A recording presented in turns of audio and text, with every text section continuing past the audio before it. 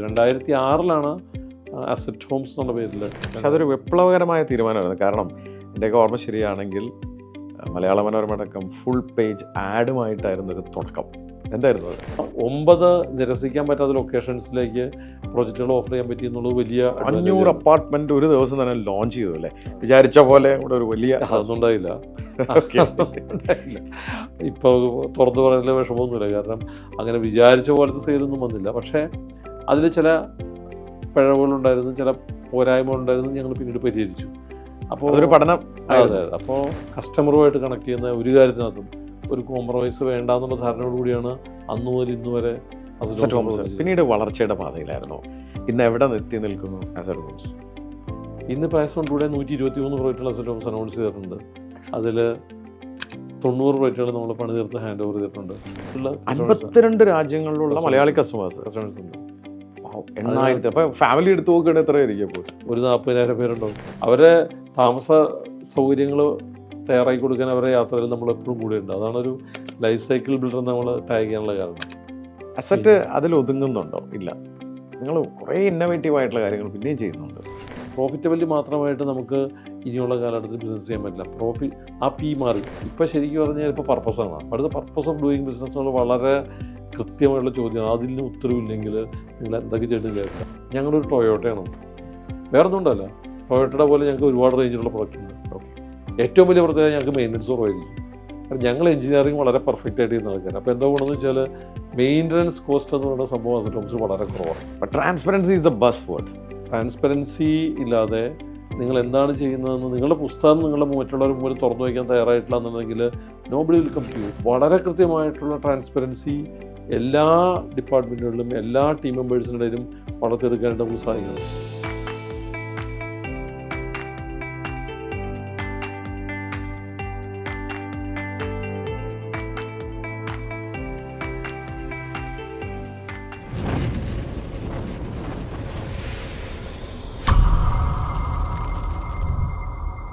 കേരളത്തിലെ real estate ചരിത്രത്തിൽ asset ഹോംസിന് അതിൻ്റേതായ ഒരു സ്ഥാനമുണ്ട്. ക്വാളിറ്റിയിലും അതുപോലെ തന്നെ കസ്റ്റമർ ബേസിലുമൊക്കെ. അതിൻ്റെ സാരഥിയെ ഇന്ന് സ്പാർക്ക് പരിചയപ്പെടുത്തുകയാണ്. ഹായ്, ഞാൻ Shameem Rafeeq, corporate trainer, business coach. സ്പാർക്കുള്ള ഒരു പുതിയ എഡിഷനിലേക്ക് സ്വാഗതം. ഒരു വ്യക്തി ഒരു തൊഴിലിലൂടെ കിട്ടിയ അദ്ദേഹത്തിൻ്റെ അറിവ് ഒരു സംരംഭത്തിൽ പരീക്ഷിക്കുന്നു. അതിനുശേഷം ഒരു വേൾഡ് ക്ലാസ് ബ്രാൻഡ് തന്നെ ഉണ്ടാക്കാൻ തീരുമാനിക്കുന്നു.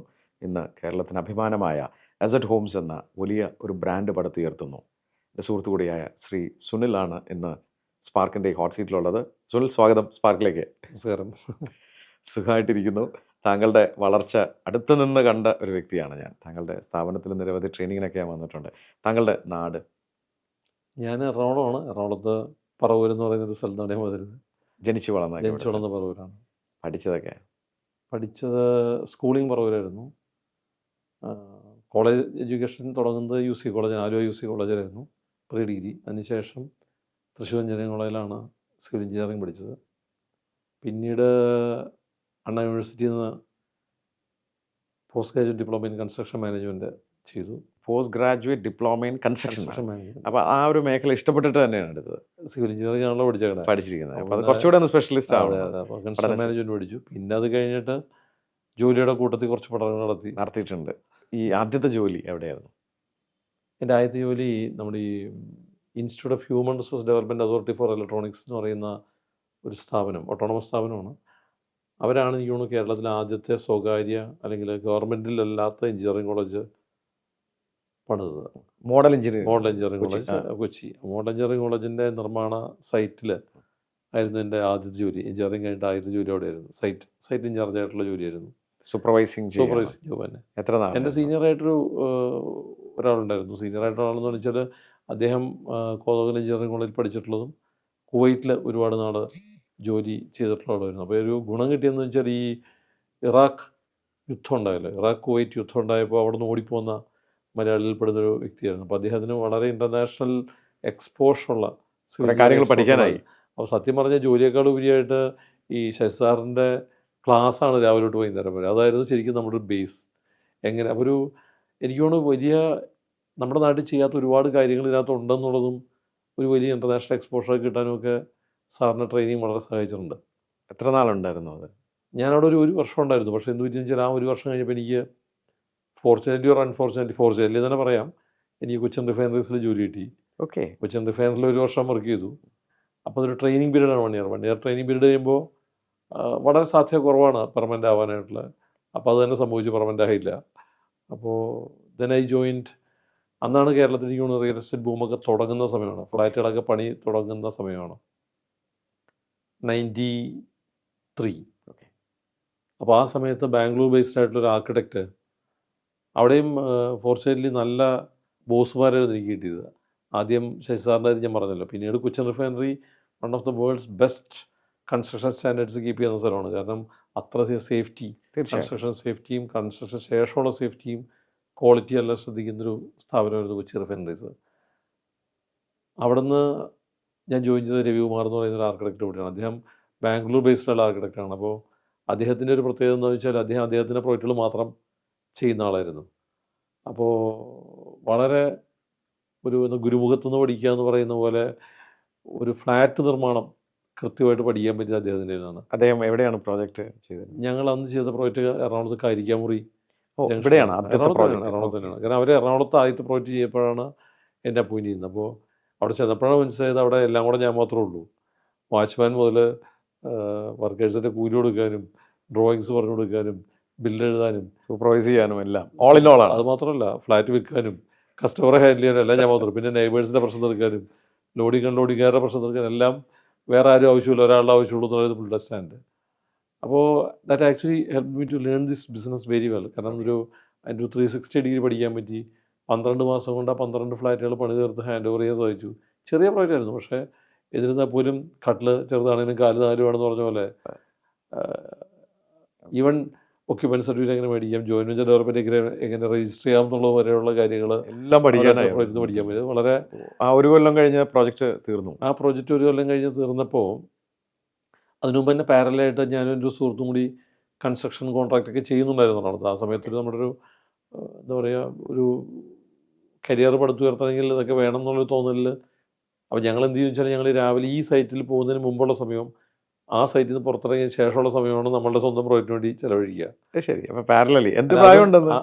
അന്ന് 22 വയസ്സുണ്ടാവും. അത്രേ ഉള്ളൂ. 22 വയസ്സിൽ സ്വന്തമായിട്ടൊക്കെ ചെയ്യാനുള്ള ഒരു ധൈര്യം ഉണ്ടായി. അല്ലാതെ റിഫൈനറിയിൽ നിന്ന് പഠിച്ചാൽ. കാരണം റിഫൈനറിൽ ഞങ്ങൾ ചെല്ലുമ്പോൾ രാവിലെ 8 മണിക്ക് ജോലിക്ക് കയറി കഴിഞ്ഞാൽ നമ്മൾ 2 ഷിഫ്റ്റ് ചെയ്യും. കാരണം പഠിക്കാനുള്ള ആഗ്രഹം കൊണ്ട് ചെയ്യുന്നതാണ്. 2 ഷിഫ്റ്റ് നമുക്ക് ചെയ്യാൻ പറ്റും കണ്ടിന്യൂസ് ആയിട്ട്. അപ്പോൾ ഒരു വേറൊരു അഡ്വാൻറ്റേജും കൊണ്ടിട്ട് നമുക്ക് അന്നത്തെ ദിവസത്തേക്കുള്ള എല്ലാ ആഹാരം അവിടെ നിന്ന് കിട്ടും. ഓക്കെ. ബ്രേക്ക്ഫാസ്റ്റ് മുതൽ ഡിന്നർ വരെ അവിടെ നിന്ന് കഴിക്കാം. അപ്പോൾ അതൊരു അഡ്വാൻറ്റേജാണ്. അപ്പോൾ ഞാനും എൻ്റെ ആ സമയത്തുള്ള സുഹൃത്തുക്കളൊക്കെ ഞങ്ങൾ 2 ഷിഫ്റ്റ് അവർക്ക് രാത്രി 12 മണിക്കുള്ളൊരു ബസ്സുണ്ട്, അതിനെ തിരിച്ചു വരാം. അപ്പോൾ നമ്മൾ പഠിച്ചു ആ ഒരു വർക്ക് ചെയ്യാൻ പഠിച്ചു. അപ്പോൾ ആ വർക്കിൻ്റെ ഒരു എക്സ്പീരിയൻസ് ആണ്. പിന്നെ നമുക്ക് വർക്ക് ചെയ്യണമല്ലോ. അപ്പോൾ അവിടെ നിന്ന് പുറത്ത് വന്നപ്പോൾ ഈ ബാംഗ്ലൂർ ബേസ്ഡ് ആയിട്ടുള്ള ഇവരുടെ പ്രോജക്റ്റിൽ വർക്ക് ചെയ്യുമ്പോഴും രാവിലെ 8 മണി വരെയുള്ള സമയവും രാത്രി വൈകുന്നേരം 6 മണിക്ക് ശേഷമുള്ള സമയവും സ്വന്തം സൈറ്റുകൾ നമ്മൾ നോക്കി തുടങ്ങി. അങ്ങനെ ഞങ്ങൾ കുറച്ച് കോൺട്രാക്റ്റുകളൊക്കെ, കുറച്ച് വീടുകൾ, കുറച്ച് ചെറിയ കമേഴ്ഷ്യൽ ബിൽഡിംഗ്, അങ്ങനത്തെ പ്രോജക്റ്റുകൾ കോൺട്രാക്റ്റായിട്ട് ചെയ്തുകൊണ്ടിരുന്നു. അങ്ങനെ ഇരിക്കുമ്പോഴാണ് ഒരു ഫ്ലാറ്റ് പ്രോജക്റ്റ് ചെയ്യാനായിട്ടുള്ള ഭാഗ്യം ഉണ്ടായത്. ചെറിയൊരു ഫ്ലാറ്റ് പ്രോജക്റ്റ്, ഇതേപോലെ തന്നെ ഗ്രൗണ്ട് പ്ലസ് 2 ഫ്ലോർസ് 12 ഫ്ലാറ്റുകൾ മാത്രമുള്ളൊരു പ്രോജക്റ്റ്. അത് നമ്മുടെ ഭാവൻ വിദ്യാമന്ദിർ സ്കൂളുണ്ട് വിദ്യാനഗറിൽ. അതെ. ആ സ്കൂളിനോട് ചേർന്ന് കടവന്ത്ര, അവിടെയാണ് നമ്മൾ ചെയ്തത്. അത് അന്ന് നമ്മൾ പ്രോജക്റ്റ് ചെയ്യുമ്പോൾ 800 രൂപയാണ് സ്ക്വയർ ഫീറ്റിന് റേറ്റ്. 680 രൂപയ്ക്കാണ് കരിക്കാമുറിൽ ഫ്ലാറ്റ് പണിയുമ്പോൾ റേറ്റ്. അത്രയേ ഉള്ളൂ മാർക്കറ്റ് റേറ്റ്. എപ്പോഴും വളരെ അത് പെട്ടെന്ന് വിറ്റ് പോയിട്ടുണ്ടാവും. അതായത് 1000 സ്ക്വയർ ഫീറ്റിൻ്റെ ഫ്ലാറ്റ്, 1050 സ്ക്വയർ ഫീറ്റിൻ്റെ 2 bedroom flat 8.4 lakhs. Covered car parking വേണം എന്നുണ്ടെന്നുണ്ടെങ്കിൽ 50,000 രൂപ, ഓപ്പൺ കാർ പാർക്കിങ്ങിന് 15,000 രൂപ. ഇതാണ് അന്നത്തെ റേറ്റ്.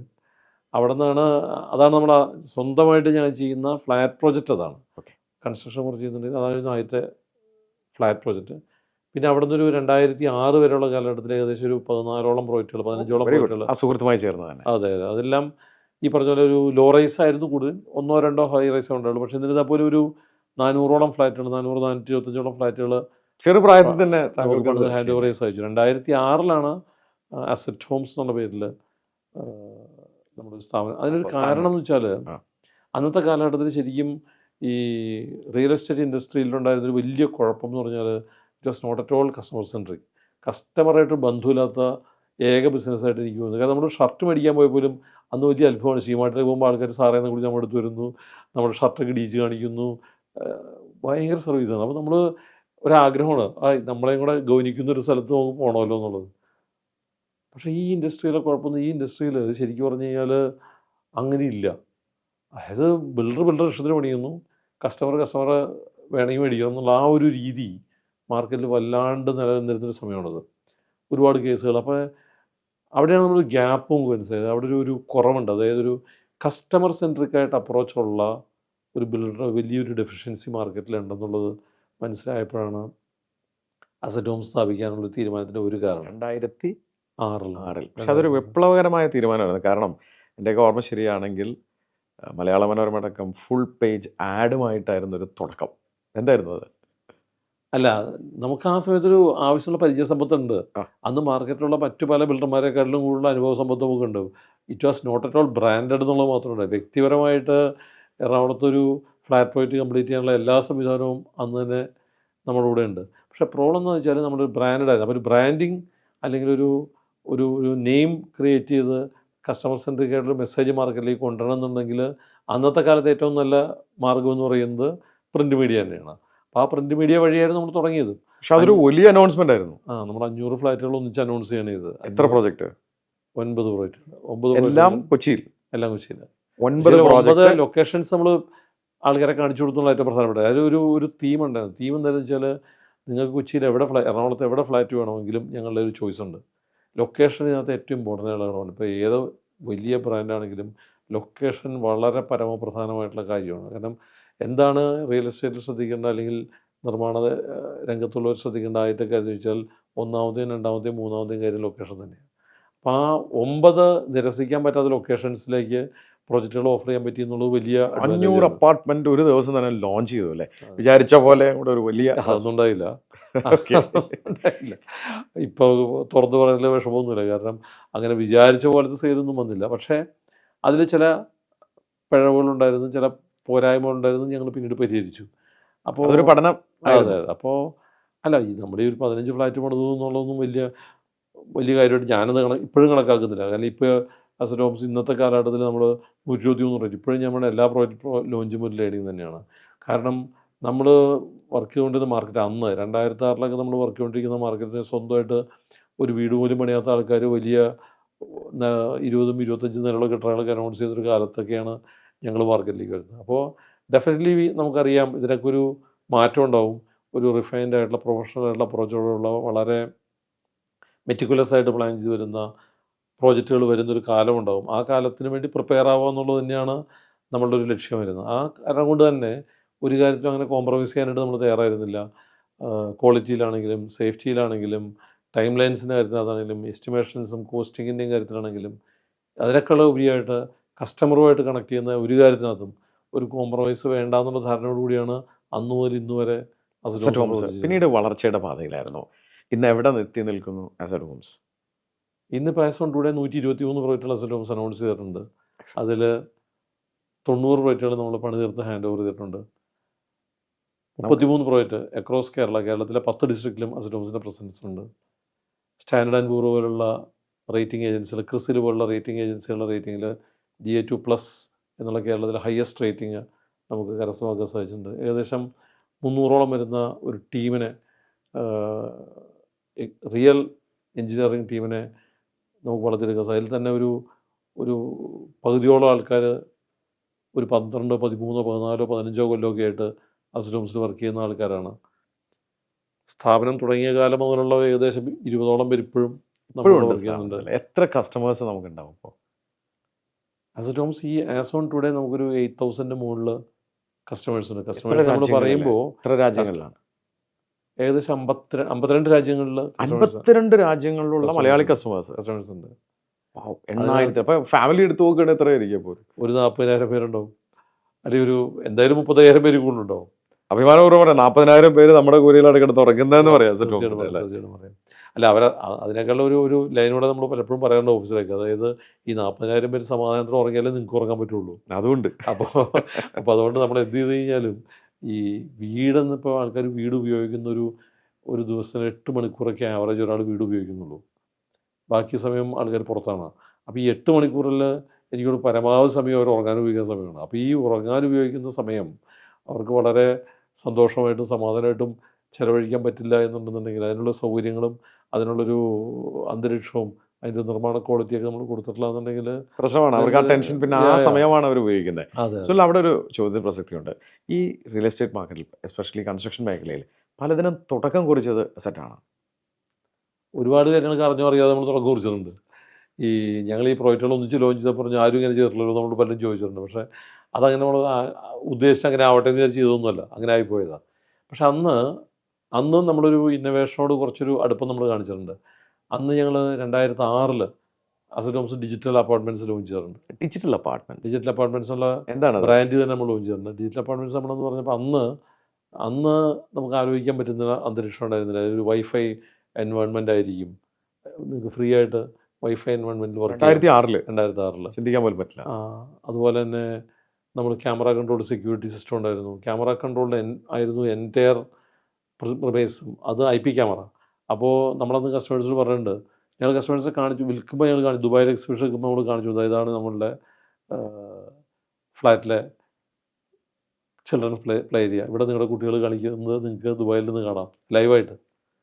അപ്പോൾ അത് അന്ന് നമ്മൾ IP ക്യാമറ സെക്യൂരിറ്റി കൊടുത്തു, ഫെസിലിറ്റീസ് കൊടുത്തു. അന്ന് ബയോമെട്രിക് ലോക്സ് ആദ്യമായിട്ട് നമ്മളാണ് ഇൻട്രൊഡ്യൂസ് ചെയ്തത്. അന്ന് എൻ്റെ അറിവ് ശരിയാണ് സെൻസേർഡ് ലൈറ്റിംഗ് ആയിരുന്നു. ലിഫ്റ്റിൽ നിന്ന് പുറത്തേക്ക് വരുമ്പോൾ കോറിഡോർ ലൈറ്റ് ഇടും. അന്ന് അതൊക്കെ വലിയ അത്ഭുതമാണ്. അന്ന് കസ്റ്റമേഴ്സ് നമ്മൾ ഡെമോൺസ്ട്രേറ്റ് ചെയ്യുമ്പോൾ ആൾക്കാർക്ക് വളരെ അത്ഭുതത്തോടെ ആൾക്കാർ. അപ്പോൾ അതിനെല്ലാം കൂടെ ചേർന്ന് ആ ഫീച്ചേഴ്സ് എല്ലാം കൂടെ ചേർന്ന് നമ്മൾ ഡിജിറ്റൽ അപ്പാർട്ട്മെൻറ്റ്സ് എന്നുള്ള പേര് അന്ന് ലോഞ്ച് ചെയ്തു. എനിക്ക് തോന്നുന്നു സർവീസ് അപ്പാർട്ട്മെൻറ്റ് ആദ്യമായിട്ട് കേരളത്തിൽ ചെയ്തത് നമ്മളാണ്. Service apartments, then small office home office എന്നുള്ള കോൺസെപ്റ്റ് സോഹോ കൊണ്ടുവന്നത് നമ്മളാണ്. അതിനുശേഷം പിന്നീട് എനിക്ക് തോന്നുന്നു ഒരുപാട് ഇന്നോവേഷൻസ് നമ്മൾ മാർക്കറ്റ് പോകുന്നുണ്ട്. നിങ്ങളുടെ സെൽഫി എനിക്ക് തോന്നുന്നു ആ രംഗത്ത് ഏറ്റവും വലിയൊരു ഇന്നോവേഷൻ. കാരണം 96 സ്ക്വയർ ഫീറ്റിൻ്റെ ഫ്ലാറ്റ് എന്ന് പറഞ്ഞാൽ ചിലപ്പോൾ പക്ഷേ ലോകത്തെ ഏറ്റവും ചെറിയ ഫ്ലാറ്റ് ആയിരിക്കും. അതിനകത്തൊരു ടോയ്ലറ്റും അതിനകത്തൊരു വർക്ക് സ്പേസും ഒരു ചെറിയ കിച്ചണറ്റും ബാത്ത് ഏരിയ എല്ലാം ചേർത്തിട്ടാണ് ഈ 96 സ്ക്വയർ ഫീറ്റിൽ നമ്മൾ സെൽഫി ചെയ്തത്. അപ്പോൾ കൊച്ചി ഡിസൈൻ വീക്ക് കഴിഞ്ഞപ്പോൾ അന്നത് ഇനാഗുറേറ്റ് ചെയ്ത ശിവലാൽ സാറും ശ്രീരാമകൃഷ്ണ സാറും ചേർന്നിട്ടാണ്. ശ്രീരാമകൃഷ്ണ സാറ് കമൻറ്റ് എന്നോട് പലപ്പോഴും ഫ്ലാറ്റ് ചെറുതാക്കണം എന്ന് പറയുമ്പോൾ ഇത്രയും ചെറുതാക്കും എന്ന് വിചാരിച്ചില്ല എന്ന് പറഞ്ഞു. ശിവലാൽ സാറെന്ന് പറഞ്ഞത് ഈ യങ് ടെക്കി ക്രൗഡിന് ഇതിനേക്കാളും നല്ലൊരു പ്രൊഡക്റ്റ് താമസിക്കാൻ കിട്ടില്ല എന്നുള്ളത്. കാരണം വളരെ സേഫ് ആയിട്ടുള്ള സെക്യൂർഡ് ആയിട്ടുള്ള അവരുടെ പ്രൈവസി കൊടുക്കുന്ന അങ്ങനത്തെ ഒരു പ്രൊഡക്റ്റ് ആയിരുന്നു അത്. ഒരു റിയലി നമ്മളൊരു നല്ലൊരു ഇന്നോവേറ്റീവ് ആയിട്ടുള്ള പ്രൊഡക്റ്റ് ചെയ്തതാണ്. സീനിയർ ലിവിങ്ങിൽ നമ്മളിപ്പോൾ വേൾഡ് വൈഡിൽ തന്നെ ഏറ്റവും ഗുരുസ്ഥാനീയനായിട്ടുള്ള ആർക്കിടെക്റ്റാണ് ബ്രാഡ്ഫോർഡ് പെർക്കിൻസ് ഈസ്മാൻ എന്ന് പറയുന്നത്. പെർക്കിൻസ് ഈസ്മാനാണ് ഇപ്പോൾ ഞങ്ങളുടെ സീനിയർ ലിവിങ് പ്രോജക്റ്റ് ഡിസൈൻ ചെയ്തത്. അപ്പോൾ ഞാൻ അദ്ദേഹമായിട്ട് കാനഡയിൽ വെച്ച് മീറ്റ് ചെയ്യുമ്പോൾ അദ്ദേഹം എന്നോട് പറഞ്ഞു വെച്ചാൽ എത്ര സ്ക്വയർ ഫീറ്റ് വേണം സുനിലെ ഒരാൾക്ക് താമസിക്കാൻ, ഒരു സീനിയർ ആൾക്ക് താമസിക്കാൻ. അപ്പോൾ ഞാൻ ഒരു സിംഗിൾ ആൾക്കാണ് നമുക്ക് 600 സ്ക്വയർ ഫീറ്റ് ആവുന്നത്. അപ്പോൾ ഞാൻ I will give you a drawing for 315 square feet, 315 square ഫീറ്റിൻ്റെ ഒരു ഫ്ലാറ്റ് തരാം. പക്ഷേ ആ പ്ലാൻ സ്ക്വയർ ഫീറ്റാന്ന് പറയുന്നത് ഒരു സ്ക്വയർ ഇഞ്ച് ഡിസൈനാന്ന് പറഞ്ഞത്. ഒരു സ്ക്വയർ ഇഞ്ച് ഡിസൈനാണ് ശരിക്കുന്നത്. അത് ഒരു സ്ക്വയർ ഇഞ്ച് സ്ഥലം പോലും വേസ്റ്റ് ആവാത്ത രീതിയിലുള്ള ഡിസൈനാണ്. അപ്പോൾ അത്തരം ഇന്നോവേഷൻസ് സീനിയർ ലിവിങ് പ്ലാനിങ്, കാരണം സീനിയർ ലിവിങ്ങിൻ്റെ ആർക്കിടെക്ചർ എന്ന് പറഞ്ഞാൽ ഇറ്റ്സ് ടോട്ടലി ഡിഫറെൻറ്റ്. സീനിയർ ലിവിങ്ങിന് ഇന്നിപ്പോൾ നമ്മുടെ സീനിയർ ലിവിങ് കേരളത്തിൽ ചെയ്തുകൊണ്ടിരിക്കുന്ന പല ആൾക്കാരും ചെയ്യുന്നത് അവരുടെ പ്രീവിയസ് എക്സ്പീരിയൻസ് ചോദിച്ചാൽ, അല്ലെങ്കിൽ എന്തുകൊണ്ടാണ് സീനിയർ ലിവിങ് ചെയ്യുന്നത് ചോദിച്ചാൽ അവർ പറയും ഞങ്ങൾക്കൊരു ആയുർവേദിക് എന്താ പറയുക മസാജ് പാർലോ അല്ലെങ്കിൽ എന്താ പറയുക ആയുർവേദിക് ട്രീറ്റ്മെൻറ്റ് സെൻ്റർ ഉണ്ട്, സോ അതൊരു വെൽനസ് ആയിക്കോട്ടെ എന്ന് വിചാരിച്ചു പറയും. ചിലർ പറയും എനിക്ക് നല്ല റെസ്റ്റോറൻറ്റ് എക്സ്പീരിയൻസ് ഉണ്ട്, 5 നേരം ഫുഡ് കൊടുക്കാനുള്ള കപ്പാസിറ്റി. ഇതൊക്കെയാണ് പലരും സീനിയർ ലിവിങ്ങിനുള്ള പ്രീ ക്വാളിഫിക്കേഷൻ ആയിട്ട് പറയുന്നത്. പക്ഷേ സീനിയർ ലിവിങ് ഒന്നുമല്ല. Senior living is A different architecture, ഒരു ഡിഫറെൻറ്റ് ലൈഫ് സ്റ്റൈലാണ്. എലാബറേറ്റ് ചെയ്യാം. എനിക്ക് തോന്നുന്നു ഒരു നല്ല സർവീസ് പാർട്ട്ണർ ഇല്ലാതെ സീനിയർ ലിവിങ് പ്രോജക്റ്റ് ചെയ്യാൻ പറ്റില്ല. 2018 ഞങ്ങൾ അന്വേഷണം തുടങ്ങിയതാണ് നല്ലൊരു പാർട്ട്ണർക്ക് വേണ്ടിയിട്ട്. അങ്ങനെയാണ് ഒടുവിൽ ഞങ്ങൾ വേൾഡിലെ തന്നെ നമ്പർ 1 ആയിട്ടുള്ള കൊളംബിയ പസഫിക് കമ്മ്യൂണിറ്റീസിനെ കേരളത്തിലേക്ക് കൊണ്ടുവന്നത്. അപ്പോൾ കേരളത്തിലേക്ക് ഒന്ന് ഓപ്പറേറ്റ് ചെയ്യാൻ പറയുമ്പോൾ അവർക്ക് തീരെ താല്പര്യമില്ലായിരുന്നു. കേരളത്തിൻ്റെതായ പ്രത്യേക സാഹചര്യങ്ങളും അന്നാണ് കഷ്ടകാലത്തിന് നേഴ്സുമാർ സമരം ചെയ്യുന്നത് കേരളത്തിൽ. അപ്പോൾ എന്നോട് പറഞ്ഞു വെച്ചാൽ വിൽ നോട്ട് കം, കാരണം ഞങ്ങളോട് നേഴ്സുമാരെയൊക്കെ അപ്പോയിൻറ്റ് ചെയ്ത് സീനിയർ ലിവിങ് ഓഫീസ് സർവീസ് തുടങ്ങിയിട്ടുണ്ട്, നാളെ ഒരു സമരം ചെയ്യാൻ ഞങ്ങൾ എന്ത് ചെയ്യും? അപ്പോൾ ഞങ്ങൾ ഒരുപാട് ബുദ്ധിമുട്ടിയാണ് അവരത് കൺവിൻസ് ചെയ്തതും. ഞങ്ങൾ കൂടി പാർട്ണറായിട്ടുള്ള ഒരു സ്ഥാപനത്തിൽ വെച്ച് നമുക്ക് റൺ ചെയ്യാമെന്നുള്ള തീരുമാനം കൊണ്ടുവരികയും അങ്ങനെ കൊളംബിയ പസഫിക് കമ്മ്യൂണിറ്റീസ് റൺ ചെയ്യുന്ന കേരളത്തിലെ സീനിയർ ലിവിങ് മുറികൾ 4 ഡിസ്ട്രിക്റ്റുകൾ കേരളത്തിൽ നമ്മളിപ്പോൾ ലോഞ്ച് ചെയ്യണം. ഒരെണ്ണം എറണാകുളത്താണ്, ഒരെണ്ണം കോട്ടയത്താണ്. അത് രണ്ടും ഇപ്പോൾ എറണാകുളം ലോഞ്ച് ചെയ്തു, കോട്ടയം അണ്ടർ ലോഞ്ചിങ് പ്രോസസ്സിലാണ്. തിരുവനന്തപുരത്തും കോഴിക്കോടും ഉള്ള പ്രോജക്റ്റുകൾ ഡിസൈൻ സ്റ്റൈലാണ്. അപ്പോൾ സീനിയർ ലിവിങ് ഒരു ഡിഫറെൻറ്റ് പ്രോഡക്റ്റ് തന്നെ, ഒരു ഓൾട്ടർനേറ്റ് റിയൽ എസ്റ്റേറ്റ് ആണ്. ഇപ്പോൾ ഞാൻ നേരത്തെ പറഞ്ഞ സ്റ്റുഡൻറ്റ് ഹൗസിംഗ് അല്ലെങ്കിൽ സിംഗുലാർ ലിവിങ് എന്ന് പറയുന്ന സെൽഫി അപ്പാർട്ട്മെൻറ്റും അഫോർഡബിൾ ഹൗസിംഗ് കാറ്റഗറി, അത് വേറൊരു പർട്ടിക്കുലാണ് ശരിക്കും പറഞ്ഞു കഴിഞ്ഞാൽ. കാരണം എല്ലാവർക്കും ആവശ്യമുള്ള സാധനമാണ് ഈ അഫോർഡബിൾ ഹൗസിംഗ്. അത് ഞങ്ങൾ ഡൗൺ ടു എർത്ത് എന്നുള്ള കാറ്റഗറിയിൽ ബ്രാൻഡ് ചെയ്തിരിക്കുകയാണ്. പിന്നെ ഞങ്ങളുടെ റെഗുലർ ആയിട്ടുള്ള പ്ലാറ്റിനം സീരീസ്, എക്സോട്ടിക്ക റേഞ്ചിലുള്ള ലക്ഷറി അപ്പാർട്ട്മെൻറ്റുകൾ, ദെൻ സീനിയർ ലിവിങ്, അത് യങ് അറ്റ് ഹാർട്ട് എന്നുള്ള പേരിലാണ് ബ്രാൻഡ്. ഈ 4 കാര്യം കൂടെ ചേരുമ്പോൾ ഒരാളുടെ ലൈഫ് സൈക്കിൾ പൂർത്തിയാക്കാനുള്ള പ്രോഡക്ട്സ് നിങ്ങളുടെ കയ്യിൽ ഉണ്ടെന്നുള്ളതാണ് സത്യം. നമ്മളൊരു ലൈഫ് സൈക്കിൾ ബിൽഡറാണ് ആക്ച്വലി. ഒരാൾ എനിക്ക് തോന്നുന്നു ചിലപ്പോൾ ഷമീം നമ്മളെയൊക്കെ ഒരു കുറച്ചുകൂടെ പ്രായം കഴിയുമ്പോൾ ഈ യങ്സ്റ്റേഴ്സ് ആയിട്ടുള്ള ആൾക്കാർ 17 വയസ്സ് കഴിയുമ്പോൾ ആൾക്കാർ വീട്ടിൽ നിന്ന് പോകും. തീർച്ചയായിട്ടും പണ്ട് അങ്ങനെയായിരുന്നു കേട്ടോ. അതായത് നമ്മുടെ ഒരു പൗരാണിക ഭാരത ചരിത്രത്തിനകത്ത് 4 ജീവിത രീതികൾ പറയുന്നതിനകത്ത് ഈ പറഞ്ഞ ഗൃഹസ്ഥാശ്രമവും വാനപ്രസ്ഥമൊക്കെ ഉണ്ട് എന്ന് പറയുന്ന പോലെ ഒരു സ്റ്റുഡൻ്റ് ഏജ് തുടങ്ങുന്ന ഒരു ഇൻഡിപെൻഡൻ്റായി തുടങ്ങുന്ന കാലത്തൊരു 21 ഇയേഴ്സിലോ അല്ലെങ്കിൽ ഒരു 17 വയസ്സിലൊക്കെ തൊട്ട് ഇന്നും നമ്മുടെ കുട്ടികൾ നമ്മുടെ വീടുകളിൽ നിന്ന് മാറിയാണ് താമസിക്കുന്നത്. അപ്പോൾ അവർക്കൊരു വേൾഡ് ക്ലാസ് ഫെസിലിറ്റീസും സൗകര്യങ്ങളും കൊടുക്കുന്ന സ്ഥലമാണ് സെൽഫി. അവിടെ നിന്ന് അവർ ആദ്യത്തെ പ്രോജക്റ്റ് വാങ്ങിക്കുന്നതായിരിക്കും ചിലപ്പോൾ പക്ഷേ ഡൗൺ ടു എർത്ത്. അവിടെ നിന്ന് അവർ അപ്ഗ്രേഡ് ചെയ്യപ്പെടുമ്പോഴാണ് ഈ പ്ലാറ്റിനത്തിലേക്ക് വരുന്നത്. അത് കഴിയുമ്പോഴാണ് സീനിയർ ലിവിലേക്ക് അവർ തിരിച്ചു വരിക. അപ്പോൾ അത് എങ്ങനെ ഹാർഡായി. അപ്പോൾ അങ്ങനെ 4 ജീവിത കാലഘട്ടത്തിനുള്ള പ്രൊഡക്റ്റുകൾ നമ്മുടെ അസറ്റ് കൂടെ ഉണ്ട്. അതെ. അവരെ താമസ സൗകര്യങ്ങൾ തയ്യാറാക്കി കൊടുക്കാൻ അവരെ യാത്രയിൽ നമ്മളെപ്പോഴും കൂടെ ഉണ്ട്. അതാണ് ഒരു ലൈഫ് സൈക്കിൾ ബിൽഡർ നമ്മൾ ടാഗ് ചെയ്യാനുള്ള കാരണം. അസറ്റ് അതിൽ ഒതുങ്ങുന്നുണ്ടോ? ഇല്ല, നിങ്ങൾ കുറേ ഇന്നോവേറ്റീവ് ആയിട്ടുള്ള കാര്യങ്ങൾ പിന്നെയും ചെയ്യുന്നുണ്ട്. അതെനിക്ക് തോന്നുന്നത് വെച്ചാൽ ഇതിനകത്തൊരു ഒരു ഓപ്പർച്യൂണിറ്റി അല്ലെങ്കിൽ ഒരു പ്രോബ്ലം തോന്നി നമുക്ക് വേണമെങ്കിൽ പറയാം. ഇത് എന്താണെന്ന് വെച്ചാൽ നമ്മുടെ സൊസൈറ്റിയിൽ ഒരുപാട് നീഡുണ്ട്. നമ്മൾ ഈ നീഡ് അഡ്രസ്സ് ചെയ്യുന്നില്ല പലപ്പോഴും. നമ്മളെന്താ ചെയ്യുന്നത്, നമ്മൾ ബിസിനസ്സിലേക്ക് വരുമ്പോൾ നമുക്ക് പറ്റുന്നൊരു കുഴപ്പമെന്ന് വെച്ചാൽ പഴയ കാലഘട്ടത്തിലെ പോലെ തന്നെ ബിസിനസ് എപ്പോഴും ഒരു വരവുക ചിലവുക ബാക്കിക എന്നുള്ളൊരു കഥയുണ്ട്. അപ്പോൾ ഈ ബാക്കികയിലേക്ക് നമ്മുടെ ശ്രദ്ധ പോകുമ്പോഴുള്ള കുഴപ്പം നമ്മൾ നീഡിനെ മറന്നു പോകുന്നു. അപ്പോൾ നമ്മൾ എന്ത് ചെയ്യും, നമ്മൾ ബാക്കിക കൂട്ടാനുള്ള ശ്രമത്തിലാണ് എപ്പോഴും ജോലി. പല ആൾക്കാരും എന്നോട് പറഞ്ഞിട്ടുണ്ട്, ഞാൻ ട്രെയിനിൽ പോയപ്പോൾ ഒരു ട്രെയിനിൽ ഇങ്ങനെ യാത്ര ചെയ്യുമ്പോൾ നമ്മളൊരു പേര് പറയാൻ പറ്റില്ല, നമ്മുടെ വേറൊരു സഹപ്രവർത്തനമായിട്ട് ഒരു സഹ ബിൽഡർ എൻ്റെ കൂടെ ട്രെയിനാണ്. പുള്ളി ചോദിച്ചു എവിടെ പോകാൻ ട്രിവാൻഡ്രം. പുള്ളി അപ്പോൾ ഒരു സെക്രട്ടറി, അപ്പോൾ ട്രിവാൻഡ്രം മാർക്കറ്റ് എങ്ങനെ ഉണ്ട്, അപ്പോൾ കുഴപ്പമില്ല, അപ്പോൾ അറേഞ്ച് ചെയ്യാമല്ലോ, ഒരു പ്രൊജക്റ്റ് അല്ലേ. അപ്പോൾ അതിനകത്തൊരു intention of doing A project എന്ന് പറയുന്നത് പ്രോഫിറ്റബിലിറ്റി മാത്രമാണ്. പ്രോഫിറ്റബിലിറ്റി മാത്രമായിട്ട് നമുക്ക് ഇനിയുള്ള കാലഘട്ടത്തിൽ ബിസിനസ് ചെയ്യാൻ പറ്റില്ല. ആ പി മാറി. നമ്മൾ പറയും മാനേജ്മെൻറ്റിനകത്തൊക്കെ പറയില്ലേ, ഈ പിക്ക് മാറ്റം വന്നുകൊണ്ടിരിക്കുകയാണെന്ന് പറയും. അത് ആദ്യത്തെ കാലഘട്ടത്തിലൊക്കെ പലരും ബിസിനസ് പവറിന് വേണ്ടിയാണ്. സോ ടു അക്വയർ പവറാണ് പല ഓണ്ടർപ്രണർഷിപ്പിൻ്റെയും തുടക്കം. ഈസ്റ്റ് ഇന്ത്യ കമ്പനി പവറിന് വേണ്ടി വന്നതാണ് ഇന്ത്യയിൽ, അല്ലാണ്ട് പ്രോഫിറ്റ് ഉണ്ടാക്കാൻ വന്നത്. പിന്നീടാണ് പ്രോഫിറ്റ് വന്നത്.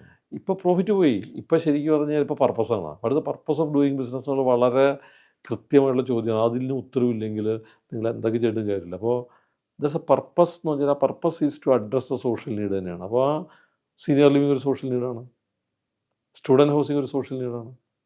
അപ്പോൾ പല കാര്യങ്ങളും ചില പർട്ടിക്കുലർ ലൊക്കേഷനിൽ പ്രൊവൈഡ് ചെയ്യുന്നൊരു സോഷ്യൽ നീഡാണ്. അപ്പോൾ ആ സോഷ്യൽ നീഡിനെ നമ്മൾ അഡ്രസ്സ് ചെയ്യുമ്പോൾ പ്രോഫിറ്റ് അതിൻ്റെ കൂടെ വരും, പവർ അതിൻ്റെ കൂടെ വരും. പക്ഷെ അതൊരു റെസ്പോൺസിബിലിറ്റി കൂടിയാണ്. കാരണം നിങ്ങളെ സംബന്ധിച്ചിടത്തോളം ഒരു അപ്പാർട്ട്മെൻറ്റ് കൈമാറിയാൽ പോലും അവിടെ നിങ്ങൾ വീണ്ടും ചെന്നിട്ട് അവരെ അഡ്വൈസ് ചെയ്യുന്നുണ്ട്. അല്ല, അതിന് വേറൊരു പി നമുക്ക് പറയാം. അതിനാണ് പ്രോസസ്സ് വേണ്ടത്. നമ്മൾ കൃത്യമായിട്ടുള്ള പ്രോസസ്സിലൂടെ വർക്ക് ചെയ്യുന്ന സ്ഥാപനമാണെങ്കിൽ ഒട്ടും ഇൻഡിവിജ്വലിസ്റ്റിക് അല്ലാണ്ട് വളരെ കൃത്യമായി ഡെലിഗേറ്റ് ചെയ്യപ്പെട്ടിരിക്കുന്ന ഒരു സ്ഥാപനമാണ്. ഓരോ ടീം മെമ്പേഴ്സിനും അവരവരുടെ ബാധ്യതകളെക്കുറിച്ചും റെസ്പോൺസിബിലിറ്റീസിനെ കുറിച്ചും കൃത്യമായിട്ടുള്ള അവബോധവും അത് ചെയ്യേണ്ട രീതിയും ഉണ്ടെന്നുണ്ടെന്നുണ്ടെങ്കിൽ 100% നിങ്ങൾക്ക് എക്സ്പെക്റ്റ് അതാണ് അങ്ങനെ സ്കെയിൽ ചെയ്യാൻ പറ്റും. ഞാൻ കേട്ടിട്ടുണ്ട് നിങ്ങൾ മഴക്കാലത്തിന് മുമ്പ് പോയിട്ട് അത് അവിടെ ഒരു അഡ്വൈസ് കൊടുക്കും. അതെന്താണ് അതിന് പറയുന്നത്? ഞാൻ പറഞ്ഞത് ഇതൊരു ഒബ്സർവേഷൻ്റെ കൂടെ ഭാഗമാണ്. എല്ലാ പ്രോസസ്സും എല്ലാ സിസ്റ്റവും ഡെവലപ്പ് ചെയ്യപ്പെടുന്ന ഒബ്സർവേഷൻ എന്നാണ്. നമ്മൾ കേരളത്തിൽ ജീവിക്കുന്ന ആൾക്കാർ എന്നും കണ്ടേക്കുന്ന കാര്യം എന്താണ്, എന്നും വീടുകളുടെ നമ്മുടെ ഭവന സംസ്കാരം പണ്ടത്തെ കാലത്ത് ഏറ്റവും പൈസ ഉള്ള ആൾക്കാർ പോലും 8 കെട്ടെന്നൊക്കെ പറഞ്ഞാലും അതുപോലെ വെഞ്ഞ് തന്നെയായിരുന്നു. അതെ, ആണല്ലോ. നമ്മുടെ തനത് നിർമ്മാണ സാങ്കേതിക വിദ്യ എന്ന് പറഞ്ഞാൽ ഓലയെ തന്നെ തുടങ്ങുന്നത്. അപ്പോൾ ഈ ഓല കെട്ടി മേയണം എപ്പോഴും മഴയ്ക്ക് മുമ്പ്. അതെ, ആണല്ലോ.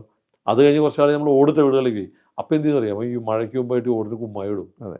അപ്പോൾ നമ്മളിതൊക്കെ ഇഷ്ടംപോലെ കണ്ടത് നമ്മൾ സ്കൂളിൽ പഠിക്കുന്ന കാലത്തും അല്ലെങ്കിൽ നമ്മുടെ ചെറുപ്പകാലത്തൊക്കെ നമ്മൾ കണ്ടിരിക്കുന്ന കാഴ്ചകളിൽ പെടുന്ന കാര്യങ്ങളാണ് ഇതെല്ലാം. അപ്പോൾ മൺസൂൺ എന്ന് പറയുന്നത് കേരളത്തിലൊരു ജീവനാടിയാണ്. മഴ നമ്മുടെ കൂടെ ഉള്ളൊരു കാര്യമാണ്.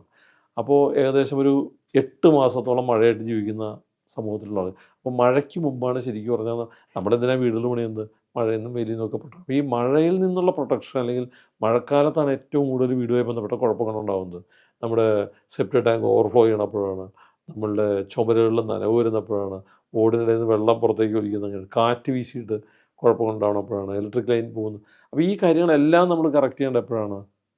നമ്മളുടെ സമ്മർ സീസണിൽ. അപ്പോൾ ശരിക്കും പറഞ്ഞാൽ മാർച്ച്, ഏപ്രിൽ, മെയ് എന്ന് പറയുന്നത് 3 മാസമാണ് ശരിക്കും പറഞ്ഞാൽ ഒരു വീടിൻ്റെ മെയിൻ്റനൻസ് കുറയ്ക്കാനായിട്ടുള്ള ജോലികൾ ചെയ്യേണ്ട സമയം. അപ്പോൾ ഞങ്ങൾ പ്രീ മൺസൂൺ ക്ലിനിക്ക് സ്റ്റാർട്ട് ചെയ്തു. ഞങ്ങളുടെ കൂടെയുള്ള ഇലക്ട്രിക്കൽ, പ്ലംബിംഗ് അല്ലെങ്കിൽ കാർപ്പൻട്രി ഇത്തരം എക്സ്പെർട്ടൈസ് ആയിട്ടുള്ള ആൾക്കാരെ ഗ്രൂപ്പ് ക്രിയേറ്റ് ചെയ്തിട്ട് ഞങ്ങൾ ഹാൻഡ് ഓവർ ചെയ്യുന്ന പ്രോജക്റ്റുകളിൽ പോയിട്ട് ആ പ്രോജക്റ്റുകൾ ഇൻസ്പെക്ട് ചെയ്തിട്ട് മഴയ്ക്ക് മുമ്പായിട്ട് നിങ്ങളിവിടെ ചെയ്തു തീർക്കേണ്ട കാര്യങ്ങൾ എന്താണെന്ന് നമ്മൾ ലിസ്റ്റ് ചെയ്ത് കൊടുക്കും. അവരെ പക്ഷേ അത് ചെയ്യണം. അതവർ ചെയ്തു നമ്മൾ ഉറപ്പാക്കും. അപ്പോൾ എന്താ ഗുണമെന്ന് വെച്ചാൽ അത് ചെയ്യുമ്പോൾ ആ മഴ സീസണിനകത്ത് അല്ലെങ്കിൽ ഫസ്റ്റ് ഡേ ആദ്യത്തെ മഴ പെയ്യുന്ന ദിവസം സ്കൂളിൽ തുറക്കണ പോലെ തന്നെ 100 പ്രശ്നമായിരിക്കും.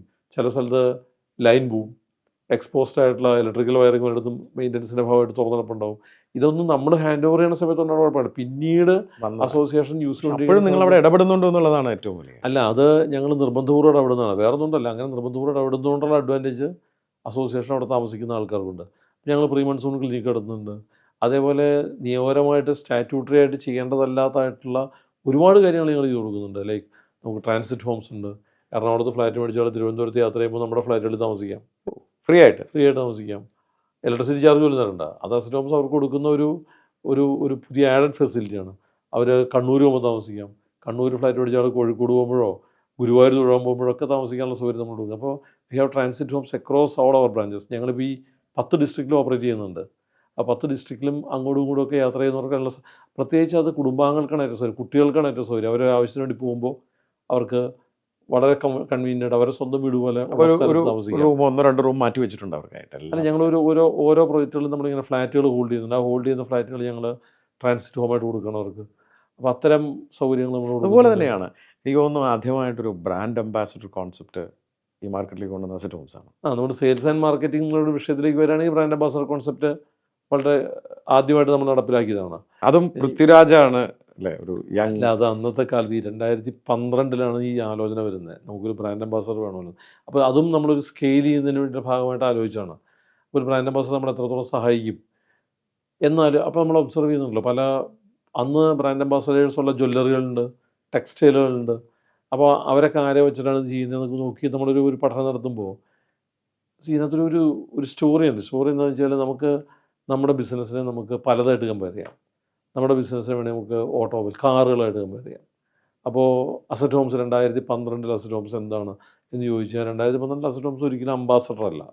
കാരണം വെച്ചാൽ അംബാസഡർ ആണെങ്കിൽ ഒരു ലെഗസി ഉണ്ടാവും, ഒരു പഴക്കം ഉണ്ടാവണം, ഒരു പഴയ ബിൽഡറായിരിക്കണം, അല്ലേ, വളരെ കൺവെൻഷണൽ ആയിരിക്കണം. അപ്പോൾ ഞങ്ങളതല്ല. എന്നാൽ ഞങ്ങൾ ബെൻസാണ്. ഞങ്ങൾ ബെൻസും അല്ല. കാരണം ഞങ്ങളെക്കാളും നല്ല ലക്ഷറിയസ് ആയിട്ടുള്ള, കോസി ആയിട്ടുള്ള, സ്റ്റൈലിഷ് ആയിട്ടുള്ള ഫ്ലാറ്റുകൾ പണിയുന്ന ഒരുപാട് ബിൽഡർമാരുണ്ട്, അന്നുണ്ട്. അപ്പോൾ ഞങ്ങൾ ബെൻസാന്ന് പറഞ്ഞാൽ ആരും വിശ്വസിക്കില്ല. നിങ്ങളൊരു ഫ്ലാറ്റ് അങ്ങനെ പണിതിട്ടില്ലോ എന്ന് ആൾക്കാർ ചോദിച്ചേക്കാം. അപ്പോൾ അതല്ല. അപ്പോൾ ഞങ്ങളിങ്ങനെ ആലോചിച്ച് നോക്കുമ്പോൾ ഞങ്ങൾ ആരാണെന്ന് ആലോചിക്കുമ്പോൾ ഞങ്ങളൊരു ടൊയോട്ടയാണെന്ന്. വേറെ ഒന്നുകൊണ്ടല്ല, ടൊയോട്ടയുടെ പോലെ ഞങ്ങൾക്ക് ഒരുപാട് റേഞ്ചിലുള്ള പ്രൊഡക്റ്റ് ഉണ്ട്. ഓക്കെ. ഏറ്റവും വലിയ പ്രത്യേകത ഞങ്ങൾക്ക് മെയിൻ്റനൻസ് കുറവായിരിക്കും. കാരണം ഞങ്ങൾ എഞ്ചിനീയറിംഗ് വളരെ പെർഫെക്റ്റ് ആയിട്ട് ചെയ്യുന്ന ആൾക്കാർ. അപ്പോൾ എന്താ ഗുണമെന്ന് വെച്ചാൽ മെയിൻ്റനൻസ് കോസ്റ്റ് എന്ന് പറയുന്ന സംഭവം അസറ്റ് ഹോംസിൽ വളരെ കുറവാണ്. ഒരു സ്ഥലത്ത് പോലും ടാങ്കർ ലോറിൽ വെള്ളം അടിക്കേണ്ട അവസ്ഥയില്ല. ഈ 90 പ്രോജക്റ്റ് ഞങ്ങൾ ഹാൻഡ് ഓവർ ആയിട്ട് ഒരു പ്രോജക്റ്റിലും ടാങ്കർ ലോറിക്ക്, കാരണം ഞങ്ങൾ സൈറ്റ് സെലക്ട് ചെയ്യുമ്പോൾ വെള്ളം കിട്ടുമെന്ന് നോക്കും. മനസ്സിലായില്ലേ? ഗവൺമെൻറ്റിൻ്റെ ഉത്തരവാദിത്തമാണ് വെള്ളം തരല്, പണിയേണ്ടതിൻ്റെ ഉത്തരവാദിത്തമാണെന്ന് പറഞ്ഞു കഴിഞ്ഞാൽ പോയി. അപ്പോൾ ആ പ്രോബ്ലം ഇല്ല. അപ്പോൾ ഞങ്ങൾ ടൊയോട്ട പോലെ തന്നെയാണ്. പിന്നെ റീസെയിൽ വാല്യൂ, ടൊയോട്ടയുടെ റീസെയിൽ വാല്യൂ മറ്റെല്ലാ ബ്രാൻഡിലെ വെച്ച് നോക്കുമ്പോൾ ബെറ്ററാണ്. അതെ. അപ്പോൾ അതേപോലെ തന്നെയാണ് നമ്മുടെ അനുഭവം. കാരണം നമ്മളുടെ പ്രൊഡക്റ്റുകൾ ആ സമയത്ത് 2012 വരെയുള്ള ഞങ്ങളുടെ പ്രൊഡക്റ്റുകളൊക്കെ മിക്കവാറും എല്ലാം എൻഡ് യൂസർ പ്രൊഡക്റ്റുകളാണ്. അപ്പോൾ എൻഡ് യൂസർ പ്രൊഡക്റ്റിന് എന്നും ഡിമാൻഡുണ്ട് മാർക്കറ്റിൽ. അപ്പോൾ അതിനൊരു അപ്രീസിയേഷൻ ഉണ്ടാവും, ഒരു നല്ല റീസെയിൽ വാല്യൂ ഉണ്ടാവും. അപ്പോൾ ഇതെല്ലാം വെച്ച് നോക്കുമ്പോൾ ഞങ്ങൾ ടൊയോട്ടയാണ് ഇത്. അപ്പോൾ അങ്ങനെയുള്ളൊരു ബ്രാൻഡ് ആര് ആയിരിക്കണം എൻഡോഴ്സ് ചെയ്യേണ്ടത് എന്നുള്ളതാണ് ക്വസ്റ്റ്യൻ. അപ്പോൾ ഞങ്ങൾക്ക് മനസ്സിലായത് ഞങ്ങളുടെ പോലെ തന്നെ വളരുന്ന, ഞങ്ങളുടെ പോലെയൊക്കെ തന്നെയുള്ള ഒരാളുള്ള, ഒരു യങ് ആയിട്ടുള്ള, അഗ്രസീവായിട്ടുള്ള, അറ്റ് ദ സെയിം ടൈം പല റേഞ്ചിലുള്ള റോളുകൾ കൈകാര്യം ചെയ്യാൻ പറ്റുന്ന ഒരാളെ ബ്രാൻഡ് അംബാസഡർ ആക്കണം എന്നുള്ള ആഗ്രഹത്തിലാണ് പോയി പൃഥ്വിരാജിനെ കണ്ടത്. പൃഥ്വിരാജ് ആദ്യം ചിരിച്ചു. പൃഥ്വിരാജ് റിയൽ എസ്റ്റേറ്റ് പ്രൊഡക്റ്റുകളുടെയൊക്കെ ബ്രാൻഡ് അംബാസഡർ ആവുന്നുള്ളത് എൻ്റെ പോലത്തെ അപ്കമ്മിങ് ആയിട്ടുള്ള ആൾക്കാർക്ക് വലിയ റിസ്ക്കാണ്. കാരണം അപ്പോൾ ഞങ്ങൾ തിരിച്ചറിയത്തുള്ളൂ ഇപ്പോഴേ ഞങ്ങളും വരുള്ളൂ താങ്കളുടെ അടുത്ത്. കാരണം ഒരു ബിൽഡറും പൃഥ്വിരാജിനെ പോലുള്ള ആളെയൊന്നും ഒന്നും ബ്രാൻഡ് അംബാസഡർ ആക്കില്ല. കാരണം എല്ലാവരും ധരിക്കുന്നത് താൻ ഉണ്ടാക്കുന്ന പ്രൊഡക്റ്റാണ് വേൾഡിലെ ഏറ്റവും നല്ല പ്രൊഡക്റ്റ് എന്നും എന്നാൽ പിന്നെ മമ്മൂട്ടി മോഹൻലാലും ആവട്ടെ എന്ന് വിചാരിക്കുകയുള്ളൂ. ആരും അങ്ങനെ ആലോചിച്ചിട്ടുമില്ല ആ സമയത്ത്. പക്ഷേ സർപ്രൈസിംഗലി ഞങ്ങൾ 2-3 മീറ്റിങ്ങുകൾ കഴിഞ്ഞപ്പോൾ ഞങ്ങളുടെ ആ കെമിസ്ട്രി വർക്കായി. പിന്നീട് പൃഥ്വിരാജ് വളരെ വലുതായിട്ട് വളർന്നു പോയി. ഞങ്ങൾ അത്രയും വളർന്നില്ലെന്ന് മാത്രമേ ഉള്ളൂ. പക്ഷേ അവിടെ ഒരു ഒരു സ്റ്റോറി ഉണ്ട്. എന്താ സ്റ്റോറി എന്ന് വെച്ചാൽ പൃഥ്വിരാജിന് പിന്നീട് ലഭിച്ച പൃഥ്വിരാജ് പറഞ്ഞു റിയൽ എസ്റ്റേറ്റ് പ്രൊഡക്റ്റുകളുടെ ബ്രാൻഡ് അംബാസഡർഷിപ്പ് ചെയ്യുന്നതിൽ വലിയ റിസ്ക് ഉണ്ടെന്ന് പറഞ്ഞതിൽ തിരിച്ചും റിസ്ക് ഉണ്ടെന്ന് ഞങ്ങൾക്ക് മനസ്സിലായത് കുറച്ച് കഴിയുമ്പോഴാണ്. കാരണം പൃഥ്വിരാജിന് പിന്നീട് ലഭിച്ച റോളുകളെല്ലാം കുറച്ച് എന്താ പറയുക ഒരു വില്ലനിസമൊക്കെ ഉള്ള റോളുകളും കുറച്ചൊരു എന്താ പറയുക ഒരു നായകത്വത്തിനപ്പുറത്ത് കുറച്ചുകൂടെ ഒരു അത്തരം ചില റോളുകളിലൊക്കെ പുള്ളി വന്നു. ആ സിനിമകളൊക്കെ ഹിറ്റാവുന്നൊക്കെ ഉണ്ട്. പക്ഷേ എന്നിരുന്നാൽ പോലും അത് നമ്മുടെ ഒരു കസ്റ്റമേഴ്സുമായിട്ട് അതിനെ കണക്ട് ചെയ്യാൻ ചെറിയ ബുദ്ധിമുട്ട് വരുന്നുണ്ട്. കാരണം കസ്റ്റമേഴ്സ് ഇഷ്ടം തോന്നുന്ന റോളിനേക്കാളും ഉപരിയായിട്ട് കുറച്ചൊരു അതേ ഒരു സൂപ്പർ ഹീറോ. അപ്പോൾ അത്തരം ഇമേജുകളൊക്കെ തുടങ്ങി. അപ്പോൾ സൂപ്പർ ഹീറോയിലേക്ക് എത്തിയിട്ടില്ല, പക്ഷേ കുറച്ചൊരു ആക്ഷൻ സിനിമകളൊക്കെ വരാൻ തുടങ്ങി. അപ്പോൾ അത് ഫാമിലി എൻ്റർടൈൻമെൻറ്റിനപ്പുറത്ത് അങ്ങനത്തെ ഒരു ലൈനിലേക്ക് പോയി തുടങ്ങി. അപ്പോൾ വിത്തോട്ട് നമ്മളിപ്പോൾ ഡിലൈറ്റ് സർവീസ് തുടങ്ങിയാൽ ഞാൻ നേരത്തെ പറഞ്ഞല്ലോ, ഞങ്ങൾ ഈ ഇൻഷുറൻസ് കവറേജ് കൊടുക്കാൻ തുടങ്ങി, ട്രാൻസിറ്റ് ഹോം കൊടുക്കാൻ തുടങ്ങി, എയർപോർട്ടിൽ വരുന്ന NRI കസ്റ്റമേഴ്സിനെ പിക്ക് ചെയ്ത് അവരുടെ ഫ്ലാറ്റിലെത്തിക്കാനുള്ള സൗകര്യം കൊടുക്കാൻ തുടങ്ങി. അപ്പോൾ ഇത്തരം ഒരുപാട് കാര്യങ്ങൾ ഈ മെയിൻ്റനൻസ് ഇതൊക്കെ പൃഥ്വിരാജ് എന്ന് പറഞ്ഞു കഴിഞ്ഞാൽ ഒരു കണക്റ്റിലുണ്ടായി പോകും. അതെ, പൃഥ്വിരാജ് പറഞ്ഞാൽ ചിലപ്പോൾ പക്ഷേ അത് കമ്മ്യൂണിക്കേറ്റ് ആവില്ല. അപ്പോൾ ഇതൊരു പ്രോബ്ലം ആണെന്ന് മനസ്സിലായപ്പോഴാണ് നമുക്ക് തോന്നിയത് let us have somebody who is from our family. നമ്മുടെ വീട്ടിലുള്ള ഒരാൾ പറയുമ്പോഴത് കറക്റ്റ് എൻ്റെ വീട്ടിലുള്ളൊരു മെമ്പർ എന്നോടൊരു കാര്യം പറയുന്ന പോലെ പറയാൻ പറ്റുന്ന ഒരാളെ അന്വേഷിച്ച് നടന്നപ്പോഴാണ് ഈ പറഞ്ഞ പോലെ എല്ലാ ദിവസവും രാത്രി 7 മണിക്ക് സീരിയലിൽ ആശാശരത്ത് വരുന്നുണ്ടെന്നും ആശാശരത്ത് പല ഫാമിലിയിലും ഒരു മെമ്പറെ പോലെയാണെന്നും അതിനേക്കാളിലൊക്കെ ഉപരിയായിട്ട് ആശാശരത്ത് എന്ന് പറയുന്ന ഒരു നടി അഭിനേത്രി എന്നുള്ളതിനപ്പുറത്ത് അവരൊരു ഗുരുവാണെന്നും അവരൊരു ഡാൻസറാണെന്നും അവർക്ക് ദുബായിൽ ഇങ്ങനെ ഒരുപാട് ഡാൻസ് സ്കൂളുകളുണ്ടെന്നും അവരൊരുപാട് നർത്തകികളുടെ അല്ലെങ്കിൽ നർത്തകരുടെയും ടീച്ചറാണെന്നും ഇതായിരിക്കും നല്ലതെന്നുള്ള രീതിയിൽ അന്വേഷിച്ചപ്പോൾ എല്ലാ ദിവസവും വൈകുന്നേരം 7 മണിക്ക് ആ സമയത്ത് എനിക്ക് കുങ്കുമച്ചപ്പം എന്നൊക്കെ പറഞ്ഞ സീരിയലാണ്. ഞാൻ ആ സീരിയൽ വളരെ ഫാമിലി ഓറിയൻറ്റഡ് ആയിട്ടുള്ളതായിട്ടും ഒക്കെ മനസ്സിലാക്കാൻ. അപ്പോൾ ആൾക്കാരെ അവരെ ഒരു ഫാമിലി മെമ്പറെ പോലെ കാണണം. അതിനേക്കാളിലൊക്കെ ഉപരിയായിട്ട് ഒരു ആക്ട്രസ് എന്നുള്ളതിനപ്പുറത്ത് അവർക്കുള്ളൊരു ഞങ്ങളുടെ പ്രഡോമിനൻ്റ് ആയിട്ടുള്ള മാർക്കറ്റായിട്ടുള്ള NRI മാർക്കറ്റിലൊക്കെ ആശാശരത്തിനൊരു അവർ ദുബായിൽ താമസിക്കുന്നുകൊണ്ടും ഒപ്പം തന്നെ അവർ ഒരുപാട് ഡാൻസ് സ്കൂളുകൾ നടത്തുന്നുകൊണ്ടും ഒരുപാട് കുട്ടികളുടെ ഡാൻസ് ടീച്ചറായതുകൊണ്ടും ഉള്ള ഒരു പരിവേഷമൊക്കെ ഉണ്ട്. അപ്പോൾ അതെല്ലാം വെച്ച് നോക്കിയപ്പോൾ we thought she will be a right choice. പൊതുവെ നമ്മുടെ സമൂഹം ഈ ടീച്ചേഴ്സിനോടും ഗുരുക്കന്മാരോടൊക്കെ ഒരു ബഹുമാനം അടിക്കുന്ന സമൂഹമാണ്. അപ്പോൾ ആ സമൂഹത്തിനകത്ത് രണ്ട് ബ്രാൻഡ് അംബാസിഡർ ആയിരുന്നു. അപ്പോൾ ഞങ്ങൾ ആ സർവീസ് പാർട്ട് ആശാസനത്തിൻ്റെ കയ്യിൽ ഭദ്രമായിരിക്കും ഞങ്ങൾ മനസ്സിലായി. അങ്ങനെയാണ് ഞങ്ങളിത് ഈ പുതിയ ഡിലൈറ്റ് സർവീസുകളൊക്കെ ലോഞ്ച് ചെയ്തപ്പോൾ ആശാസനത്തിനെ അവിടെ കൊണ്ടുവന്നു. എനിക്ക് തോന്നുന്നു ആ തീരുമാനം വളരെ കറക്റ്റായിട്ടുള്ള തീരുമാനം. അത് കറക്റ്റായിട്ട് കോംപ്ലിമെൻ്റ് ചെയ്തു. കാരണം ഇവരും പരസ്പരം കോംപ്ലിമെൻ്റ് ചെയ്യുന്ന ആൾക്കാരായതുകൊണ്ട് ആ തീരുമാനം ഞങ്ങളെ സഹായിച്ചു. പക്ഷേ എനിക്ക് തോന്നുന്നു ഇപ്പോൾ കാലം മാറി കേട്ടോ. 2025 നമ്മളിരുന്ന് വർത്തമാനം പറയുമ്പോൾ എനിക്ക് തോന്നുന്നു ബ്രാൻഡ് അംബാസഡർഷിപ്പിൻ്റെ കാലമൊക്കെ കഴിഞ്ഞു. പൃഥ്വിരാജ് ചിലപ്പോൾ കേൾക്കുമായിരിക്കും. എന്തായാലും ഞാൻ പറയണൊരു ബ്രാൻഡ് അംബാസഡർഷിപ്പിൻ്റെ കാലം കഴിഞ്ഞു തുടങ്ങിയിട്ടുണ്ട്. വേറൊന്നും ഉണ്ടല്ല, അത് വേറൊരു ഗ്രൂപ്പ് ഓഫ് കസ്റ്റമേഴ്സാണ് നമ്മളിപ്പോൾ കാണുന്നത്. ഇതിലൊരു രസമുള്ള നേരത്തെ എന്നോട് ഷമീം ചോദിച്ചു 23 വയസ്സിൽ 22 വയസ്സിലൊക്കെയാണ് ഞാൻ ആദ്യത്തെ ഫ്ലാറ്റ് വെക്കുന്നത്. ആ സമയത്ത് ഞാൻ ഫ്ലാറ്റ് വെക്കാൻ വേണ്ടി പോയി കാണുന്ന ആൾക്കാർ ഒരു 55 വയസ്സുള്ള ആൾക്കാരാണ്. അന്ന് കേരളത്തിൽ ഫ്ലാറ്റ് മേടിക്കുന്ന 55 വയസ്സുള്ള ആൾക്കാർ റിട്ടയർ ചെയ്തതിന് ശേഷമുള്ള ആൾക്കാരൊക്കെയാണ്. അപ്പോൾ നമ്മൾ കാണാൻ പോകുന്ന സീനിയറായിട്ട് ആൾക്കാരുടെ അടുത്ത് പോയിട്ട് അപ്പോൾ അവർ നമ്മളോട് ചോദിക്കുന്നത് ഈ പയ്യനാണ് നമ്മുടെ ഫ്ലാറ്റ് മേടിക്കാന്നൊക്കെ ചോദിക്കുന്ന ഭാര്യമാരൊക്കെ അധികം ഭർത്താക്കന്മാരോട് ചോദിക്കും ഇയാളുടെ അടുത്താണ് നമ്മൾ ഫ്ലാറ്റ് മേടിക്കാൻ പോണേ എന്ന് ചോദിക്കുന്ന ഒരു സമയത്താണ് നമ്മൾ ഫ്ലാറ്റ് വിട്ടുകൊണ്ടിരുന്നത്. ഇപ്പോൾ നമുക്കൊരു 50 വയസ്സൊക്കെ കഴിഞ്ഞപ്പോൾ സംഭവിച്ചേക്കട്ടെ എന്താ അറിയാമോ, പിള്ളേരാണ് ഫ്ലാറ്റ് മേടിക്കുന്നത്. അപ്പോൾ കാലം മാറി. ഇപ്പോൾ 27 വയസ്സ് 26 വയസ്സുള്ള കൊച്ചു കുട്ടികളൊക്കെയാണ് ഫ്ലാറ്റ് മേടിക്കുന്നത്. എൻ്റെ അടുത്ത് 25 വയസ്സുള്ള ജോലി കിട്ടി ഉടനെ ഒന്ന് ഫ്ലാറ്റ് മേടിക്കുന്ന ആൾക്കാർക്ക് ഇഷ്ടം പോലെയുണ്ട്. കാലം മാറിപ്പോയി. അപ്പോൾ ഇതിൻ്റെ കോൺസെപ്റ്റ് മാറി, മാർക്കറ്റിംഗ് രീതികൾ മാറി, നമ്മൾ പറയുന്ന മെസ്സേജുകൾ മാറി. അപ്പോൾ ഇനിയിപ്പോൾ ബ്രാൻഡ് അംബാസഡർഷിപ്പൊക്കെ മാറും എന്ന് ഉറപ്പാണ് അല്ലേ? അതുപോലെ തന്നെ സുനിൽ, നമ്മൾ 10 ജില്ലകളിൽ ഒതുങ്ങുന്നില്ല, ഒരു പുതിയ മേഖലയിലോട്ട് കിടക്കുകയാണ് അല്ലേ, ദുബായിൽ. അതെങ്ങനെയാണെന്ന് അറിയോ, അത് ഈ എഗെയിൻ ഞാനൊരു പോയിന്റ് പറയുന്നത്, അതായത് ഇതൊരു സോഷ്യൽ നീഡാണ്. വേറൊന്നുമല്ല, എനിക്കിപ്പോൾ ദുബായിൽ പോയിട്ട് ഫ്ലാറ്റ് കൊണ്ടിട്ട് ലാഭം ഉണ്ടാക്കാനോ അതല്ല അതിനകത്ത് ശരിക്കുള്ള കാര്യം. എനിക്കൊരു പ്രശ്നമുണ്ട്, എൻ്റെ സ്ഥാപനത്തിന് പ്രോബ്ലമുണ്ട്. There is a social need also. Social need എന്ന് വെച്ചാൽ ഞാനൊരു കണക്കെടുത്തപ്പോൾ ഏതാണ്ട് 2000 തൊട്ട് താഴെ എക്സൈറ്റഡ് 1982 പേര് UAE അസറ്റ് ഹോംസിൻ്റെ ഫ്ലാറ്റ് മേടിച്ചിട്ടുണ്ട്. ഇത്ര ആൾക്കാർ ഞങ്ങളുടെ ഫ്ലാറ്റ് മേടിച്ചപ്പോൾ ഞങ്ങൾക്ക് നാച്ചുറലി ലഭിക്കേണ്ട ഇവരെല്ലാവരുടെയും ഞങ്ങൾക്ക് നല്ല ബന്ധമാണ്. ഞങ്ങൾക്കൊരു കസ്റ്റമർ കേസ് പോലും ഇല്ല. ഒരു not even a single customer case ഞങ്ങൾക്കില്ല. ഒന്നോ രണ്ടോ ചെറിയ കേസുകൾ വന്ന് പോലും നമ്മൾ കസ്റ്റമേഴ്സ് തോൽപ്പിച്ചു എന്ന് പറയാൻ താല്പര്യമില്ലാത്തതുകൊണ്ട് പറയുന്നില്ല. കാരണം നമുക്ക് അനുകൂലമായിട്ട് വിജയം വന്നത്. അപ്പോൾ എൻ്റെ പോയിന്റ് എന്ന് വെച്ചാൽ ഈ കസ്റ്റമേഴ്സിൻ്റെ എല്ലാം അടുത്ത ജനറേഷൻ ഫ്ലാറ്റുകൾ മേടിക്കുന്നവരാണ്. അവരൊന്നും ഞങ്ങളുടെ അടുത്ത് നിന്ന് നാട്ടിലൊന്നും ഫ്ലാറ്റ് മേടിക്കുന്നില്ല. അവരവിടെ സെറ്റിൽ ആവാൻ ആഗ്രഹിക്കുന്നവരാണ്. അപ്പോൾ മാറിയ ലോക സാഹചര്യങ്ങളിൽ ഇതൊക്കെയാണ് ഗ്ലോബലൈസേഷൻ എന്ന് പറയുന്നത്. ഇതാണ് ശരിക്കുള്ള ഗ്ലോബലൈസേഷൻ. അവിടെ വിസ റൂൾസ് മാറി, അവിടുത്തെ എമിഗ്രേഷൻ നിയമങ്ങൾ മാറി, അവിടെ ആൾക്കാർക്ക് ഇൻവെസ്റ്റ് ചെയ്യാനുള്ള സൗകര്യങ്ങൾ വന്നു. മാത്രമല്ല ലൈഫ് സ്റ്റൈൽ മാറി, ക്വാളിറ്റി ഓഫ് ലൈഫ് വളരെ വ്യത്യാസം വന്നു.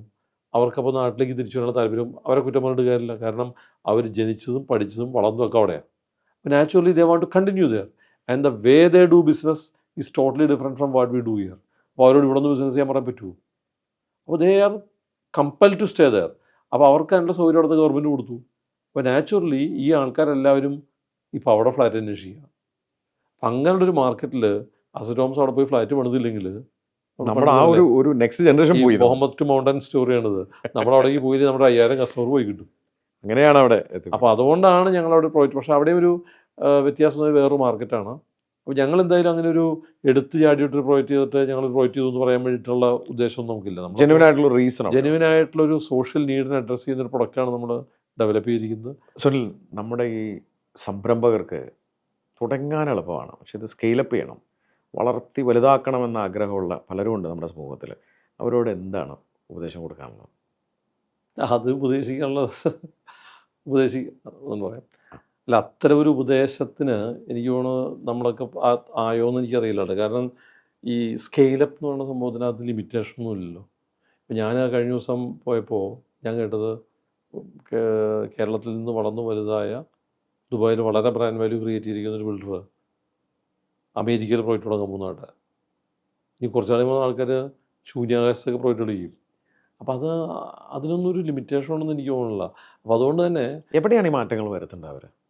അല്ല, അപ്പം ബേസിക്കായിട്ട് ചെയ്യേണ്ട ഒരു കാര്യം എന്ന് വെച്ചാൽ ആദ്യം മനസ്സിലാക്കേണ്ട കാര്യം നമ്മളതിൻ്റെ ഫൗണ്ടറായിരിക്കാം, നമ്മളതിൻ്റെ ഒരു ഇപ്പോഴത്തെ സമയത്തെ മാനേജിങ് ഡയറക്ടർ ആയിരിക്കാം, അല്ലെങ്കിൽ നമ്മൾ ലീഡ് ചെയ്യുന്ന ആളായിരിക്കാം, നമ്മുടെ കീഴിൽ വലിയൊരു ടീം ഉണ്ടായിരിക്കാം. ഇതൊക്കെ ഉള്ളപ്പോൾ നമ്മൾ ആദ്യം തീരുമാനിക്കേണ്ട കാര്യം ഇത് തുടർന്നു കൊണ്ടുപോകാനും സ്കെയിലപ്പ് ചെയ്യാനുമായിട്ട് നമുക്ക് കഴിവില്ല എന്ന് ആദ്യം നമ്മളൊന്ന് തീരുമാനിക്കണം.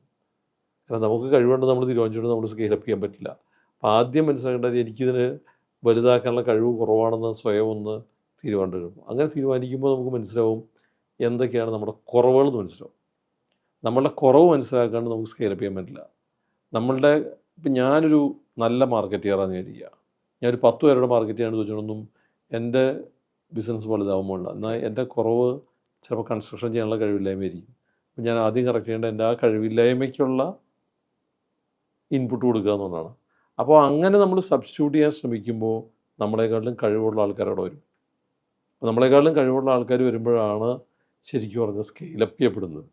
ഇനി സ്കെയിലപ്പ് ചെയ്ത് പോകുന്നൊരു പ്രോസസ്സുണ്ട്. ആ പ്രോസസ്സിൽ വളരെ സിസ്റ്റമാറ്റിക് ആയിട്ടുള്ള ഗ്രോത്ത് ആയിരിക്കും ഉണ്ടാവേണ്ടത്. ആ ഗ്രോത്തിന് വേണ്ടിയിട്ടുള്ള ഒരു സിസ്റ്റം നമ്മൾ ക്രിയേറ്റ് ചെയ്യണ്ടാവണം. അതായത് ഇപ്പോൾ നമ്മൾ എറണാകുളത്ത് ഓപ്പറേറ്റ് ചെയ്യുന്ന പോലെ തന്നെ നമുക്ക് പാലക്കാടും തിരുവനന്തപുരത്തും എല്ലാം ബ്രാഞ്ചുകൾ ഫംഗ്ഷൻ ചെയ്യാൻ പറ്റണം എന്നുണ്ടെങ്കിൽ you need A proper system and well trained ആയിട്ടുള്ള ഈ സിസ്റ്റം പഠിച്ചിട്ടുള്ള അല്ലെങ്കിൽ ഈ പ്രോസസ്സ് മനസ്സിലാക്കിയിട്ടുള്ള ടീം മെമ്പേഴ്സ് ഉണ്ടാവണം. അവർക്ക് എല്ലാവർക്കും ഈ പറഞ്ഞ പോലത്തെ ഒരു വലിയ വിഷൻ ക്യാരി ചെയ്യാനുള്ള മനസ്സുണ്ടാവണം. നമ്മൾ വിട്ടുകൊടുക്കാൻ തയ്യാറാവണം. ഡെലിഗേറ്റ് ചെയ്യപ്പെടാത്തടത്തോളം കാലം ഒരു ബിസിനസ് സ്കെയിലപ്പ് ചെയ്യാൻ പറ്റില്ല. ഡെലിഗേറ്റ് ചെയ്ത് തന്നെ പറ്റുള്ളൂ. നമ്മളെല്ലാ കാര്യങ്ങളും നമ്മൾ തീരുമാനം എടുക്കാനായിട്ട് ശ്രമിക്കാൻ തുടങ്ങിക്കഴിഞ്ഞാൽ 100% ഉറപ്പാണ് നിങ്ങൾ ഇപ്പോൾ ഉള്ളതിനേക്കാളും ചെറുതാവുള്ളൂ. വലുതാവുന്ന പ്രശ്നം ഉദിക്കുന്നില്ല. അപ്പം ഞങ്ങൾ ശരിക്കും 2040 അസറ്റ് ഹോംസ് നടത്തേണ്ട ഒരു സീനിയർ മാനേജ്മെൻറ്റ് ടീമിനെ നമ്മളിപ്പോൾ സെലക്ട് ചെയ്തിട്ടുണ്ട്. ഒരു 27-28 വയസ്സുള്ള യങ്സ്റ്റേഴ്സായിട്ടുള്ള 20 പേരുടെ ഒരു ടീം. ഞാൻ അവരോട് പറഞ്ഞത് 2040 അല്ലെങ്കിൽ 2035 നിങ്ങൾ ഈ അസറ്റ് ഹോംസ് നടത്തിക്കൊണ്ട് പോകുമ്പോൾ ഓരോ ഡിപ്പാർട്ട്മെൻറ്റും ഇന്ന് നടത്തിക്കൊണ്ടിരിക്കുന്ന ഒരു പ്രോസസ്സിനേക്കാളും വ്യത്യസ്തമായിട്ട് എന്തായിരിക്കണം നിങ്ങളന്ന് ചെയ്യേണ്ടതെന്നുള്ള പ്രോസസ്സ് വൈ കോൺ യു റൈറ്റ് ഡൗൺ ടുഡേ. അപ്പോൾ അവർ പറഞ്ഞു ഞങ്ങൾ വിൽ ഡു ഇറ്റ്. എല്ലാ ആൾക്കാരും 20 പേരും 2 കാര്യങ്ങളിലെ പ്രോസസ്സ് കറക്റ്റ് ചെയ്യാം ഒരാഴ്ചയിൽ. അപ്പോൾ we put a target like this. അപ്പോൾ 40 കാര്യങ്ങൾ തീരുമാനം ചെയ്യും ഒരാഴ്ച. If you go like this 50 ദിവസം പോയി കഴിഞ്ഞാൽ 2000 കാര്യങ്ങൾ 2035 എങ്ങനെയാണ് ചെയ്യേണ്ടതെന്നുള്ളത് നമുക്ക് ഇന്ന് എഴുതി വയ്ക്കാം. അപ്പോൾ ഇതിനകത്തൊരു ഗുണമെന്ന് വെച്ചാൽ ഇതെല്ലാം അന്ന് അങ്ങനെ ചെയ്യാൻ പോകണമെന്നുള്ളതല്ല. What we are actually trying to do is അവർക്കൊരു വലിയ ലക്ഷ്യമുണ്ടെന്നുള്ള ബോധം അവരുടെ മനസ്സിൽ കൊടുത്തിട്ടുണ്ട്. ആ ടീം അന്ന് എങ്ങനെ ചെയ്യണം എന്നുള്ള ഇപ്പോൾ അവർ ഇന്ന് ആലോചിച്ച് തുടങ്ങിയിട്ടുണ്ട്. അപ്പോൾ ഒരു വലിയൊരു ബിഗ് പിക്ചർ കാണാനുള്ള മനസ്സ് അവരുടെ ഉള്ളിൽ ഉണ്ടാകുന്നുണ്ട്. അപ്പോൾ അങ്ങനെയൊക്കെ തന്നെ സ്കെയിലപ്പ് ചെയ്യാൻ പറ്റുള്ളൂ. പക്ഷേ അതുപോലെ തന്നെയാണ് വാല്യൂ ബേസ്ഡ് മൂല്യങ്ങൾ. ഈ പ്രോഫിറ്റിൻ്റെ പുറകെ പോകുമ്പോൾ ചിലപ്പോൾ ഈ ഒരു കാര്യം ചില സംരംഭകർ വിട്ടുപോകും. എസ്പെഷ്യലി ഇന്നത്തെ കാലത്ത്, ഇന്നത്തെ ലോകത്ത് മൂല്യങ്ങളിൽ ഊന്നി നിന്ന് ബിസിനസ് ചെയ്യുന്നതിൻ്റെ പ്രസക്തി എന്ത്? അല്ല, മൂല്യങ്ങളിൽ നിന്നുള്ള ബിസിനസ് ചെയ്യുന്നതിന് മാത്രമേ പ്രസക്തമായിട്ടുള്ളൂ എന്ന് എനിക്ക് തോന്നുന്നത്. അതുകൊണ്ട് അങ്ങനെ മാത്രമേ നമുക്ക് സസ്റ്റെയിൻ ചെയ്യാൻ പറ്റുള്ളൂ. അല്ലാതെ നമ്മളൊരു നിമിഷ നേരത്തെ പ്രോഫിറ്റിന് വേണ്ടിയിട്ടുള്ള കോംപ്രമൈസുകളൊന്നും നിങ്ങളെ ജീവിതകാലം മുഴുവൻ വിടാണ്ട് പിടിവിടും. But transparency is the buzz word. Transparency ഇല്ലാതെ നിങ്ങൾ എന്താണ് ചെയ്യുന്നതെന്ന് നിങ്ങളുടെ പുസ്തകം നിങ്ങളുടെ മറ്റുള്ളവർ മുമ്പിൽ തുറന്നു വയ്ക്കാൻ തയ്യാറായിട്ടില്ല എന്നുണ്ടെങ്കിൽ nobody will come to you. നിങ്ങൾക്ക് വളരാനായിട്ട് വേണ്ടത് കസ്റ്റമറും ടീമും മാത്രമല്ല. You need capital, you need funds. ഇത് നമ്മളാരും ബാങ്കിൽ നിന്ന് എടുത്തിട്ടല്ലോ ബിസിനസ് ചെയ്യുന്നത്. You need good partners. അപ്പോൾ നിങ്ങളുടെ കൂടെ ഫിനാൻഷ്യലായിട്ട് നിങ്ങളെ സപ്പോർട്ട് ചെയ്യാൻ പറ്റിയ, ബിസിനസ്സിൽ നിങ്ങളുടെ കൂടെ നിൽക്കാൻ പറ്റിയ, നാളെ ഒരു പബ്ലിക് തന്നെ മുഴുവൻ വേണ്ടി വരും. അപ്പോൾ if you want to go for IPO, public should support you. അപ്പോൾ ഈ പബ്ലിക് സപ്പോർട്ട് ചെയ്യണമെങ്കിൽ നിങ്ങൾ അതുപോലത്തെ ട്രാൻസ്പെറൻ്റ് ആയിട്ടുള്ള പ്രവർത്തനങ്ങൾ ചെയ്താൽ മാത്രമേ സാധിക്കുകയുള്ളൂ. അപ്പോൾ അതുകൊണ്ടൊക്കെ തന്നെ വളരെ കൃത്യമായിട്ടുള്ള ട്രാൻസ്പെറൻസി എല്ലാ ഡിപ്പാർട്ട്മെൻറ്റുകളിലും എല്ലാ ടീം മെമ്പേഴ്സിൻ്റെ ഇടയിലും വളർത്തിയെടുക്കാനായിട്ട് നമുക്ക് സാധിക്കണം. പലപ്പോഴും അതുകൊണ്ട് കുഴപ്പങ്ങളില്ലെന്ന് ചോദിച്ചാൽ കുഴപ്പങ്ങളൊക്കെ ഉണ്ട്. ഞങ്ങൾ ഈ ഒരു ഇന്നോവേറ്റീവായിട്ട് കാര്യമാണ് കസ്റ്റമർ ഓൺ ബോർഡ് എന്ന് പറയുന്ന കാര്യം. ഈ കസ്റ്റമർ ഓൺ ബോർഡിൽ ഞാനിങ്ങനെ നമ്മുടെ ഓഫീസിൽ പറഞ്ഞ് നമുക്കൊരു കാര്യം, അടുത്ത മാസം തൊട്ട് നമ്മുടെ സീനിയർ മാനേജ്മെൻറ്റ് ടീം മീറ്റിംഗ്, ഞങ്ങൾ 2 ദിവസത്തെ സീനിയർ മാനേജ്മെൻറ്റ് ടീം, നമ്മുടെ ഈ ഏറ്റവും സീനിയർ ആയിട്ടുള്ള 20-22 പേര് നമ്മുടെ 2 days വേറൊരു കാര്യം ചെയ്യില്ല. നമ്മൾ കഴിഞ്ഞ മാസം എന്ത് ചെയ്തു, ഈ മാസം എന്ത് ചെയ്യാൻ പോകുന്നു, ഇത് മാത്രം സംസാരിക്കാനിരിക്കുന്ന 2 ദിവസമുണ്ട്. ആ 2 ദിവസത്തിൽ we decide to bring in 1 customer inside the board room. അപ്പോൾ 20 പേര് എന്നോട് ചോദിച്ചു, സാർ ഇപ്പോൾ എന്ത് പരിപാടി കാണിക്കുന്നത്, അത് ശരിയാവില്ല. കാരണം നമ്മൾ ഇവിടെ വന്നിരിക്കുന്ന കസ്റ്റമറുടെ സൈറ്റിൽ കഴിഞ്ഞ ആഴ്ച ക്വാളിറ്റി ഇഷ്യൂ ഉണ്ടായെന്നും നമ്മുടെ പ്രശ്നങ്ങളൊക്കെയാണല്ലോ വർക്ക് സ്ലോ ആയതൊക്കെ നമ്മൾ പറയില്ലേ. അപ്പോൾ ഇതൊക്കെ ഇവർ കേൾക്കില്ലേ. Then what will you do? അപ്പോൾ ഞാൻ പറഞ്ഞു, പലപ്പോഴും നമ്മൾ സംസാരിക്കുമ്പോൾ നമുക്ക് സൊല്യൂഷൻ കിട്ടാറില്ലല്ലോ. ചിലപ്പോൾ കസ്റ്റമർ സൊല്യൂഷൻ തന്നാലോ. അത്ഭുതകരമായിട്ടുള്ള കാര്യം വെച്ചാൽ പല പ്രശ്നങ്ങളുടെയും സൊല്യൂഷൻ നമ്മളുടെ ടീം മെമ്പേഴ്സിനോടൊപ്പം നിന്നിട്ട് തരുന്നത് കസ്റ്റമേഴ്സാണ്. അവർ നിങ്ങൾ ഇങ്ങനത്തെ ഒരു കമ്മ്യൂണിക്കേഷൻ എല്ലാവർക്കും കൊടുത്താൽ മതി. കഴിഞ്ഞ ആഴ്ച നമ്മൾ പ്രോജക്റ്റ് കംപ്ലീറ്റ് ചെയ്യാനുള്ള ടാർഗറ്റ് ഡേറ്റ് ആയിരുന്നു, പക്ഷേ കംപ്ലീഷൻ ആയിട്ടില്ല, അത് ഇന്ന കാരണം കൊണ്ടാണെന്ന് കൃത്യമായിട്ട് പറഞ്ഞാൽ മതി എന്ന് ചിലപ്പോൾ ഒരു കസ്റ്റമറെ നമ്മൾ പറഞ്ഞു തരും. അപ്പോൾ ഈ കസ്റ്റമർ ഓൺ ബോർഡ് എന്ന് പറയുന്നത് ശരിക്കും പറഞ്ഞു കഴിഞ്ഞാൽ കസ്റ്റമറുടെ നീഡ് മനസ്സിലാക്കാനും, കസ്റ്റമറോട് എങ്ങനെ അഡ്രസ്സ് ചെയ്യണമെന്ന് മനസ്സിലാക്കാനും, കസ്റ്റമറെ എങ്ങനെ നമ്മുടെ കൂടെ നിർത്തണമെന്ന് മനസ്സിലാക്കാനൊക്കെ ഉള്ള വലിയ ലേണിങ്ങാണ്. എനിക്ക് തോന്നുന്നു ഞങ്ങൾ 2013 മുതൽ എല്ലാ മാസമുള്ള SMT മീറ്റിങ്ങിൽ ഞങ്ങളുടെ കൂടെ കസ്റ്റമേഴ്സ് ഇരുന്നിട്ടുണ്ട്. അപ്പോൾ എനിക്ക് തോന്നുന്നു നമ്മുടെ ടീം മെമ്പേഴ്സൊക്കെ ഒരു എത്രയുണ്ടാവും, ഒരു 500 കസ്റ്റമേഴ്സിനെയൊക്കെ കൂടെ എത്തി സംസാരിച്ചു. അപ്പോൾ we know how to understand the customer എന്നുള്ളത് വളരെ വ്യക്തമായിട്ട് നമുക്ക് പറയാം. അപ്പോൾ ആ ഒരു ട്രാൻസ്പെറൻസി തന്നെയാണ് ശരിക്കും പറഞ്ഞാൽ സ്കെയിൽ ചെയ്യാനായിട്ടുള്ള മറ്റൊരു അഭിവാജ്യമാണ്. നമ്മൾ വേറെന്തൊക്കെയാണ് ബിസിനസ്സിൽ ഇന്നോവേറ്റീവായിട്ട് ചെയ്തേക്കുന്നത്? ഞാൻ പറഞ്ഞില്ലേ, മാറുന്ന കാലഘട്ടത്തിനനുസരിച്ചിട്ട് ഇന്നോവേറ്റീവായിട്ട് പല തിങ്കിങ് നമുക്ക് വരുമല്ലോ, പലതും നമ്മൾ അഡോപ്റ്റ് ചെയ്യും. എനിക്ക് തോന്നുന്നു ഈ ബിസിനസ്സിൻ്റെ ഒരു ലോങ് ടൈം മോഡൽ എന്ന് പറയുന്നത്, റിയൽ എസ്റ്റേറ്റ് അല്ലെങ്കിൽ നിർമ്മാണ രംഗത്തിൻ്റെ ഒരു ലോങ് ടൈം മോഡൽ എന്ന് പറയുന്നത് സസ്റ്റൈനബിൾ ലിവിങ് അല്ലെങ്കിൽ സസ്റ്റൈനബിൾ കൺസ്ട്രക്ഷനൊക്കെ തന്നെയാണ്.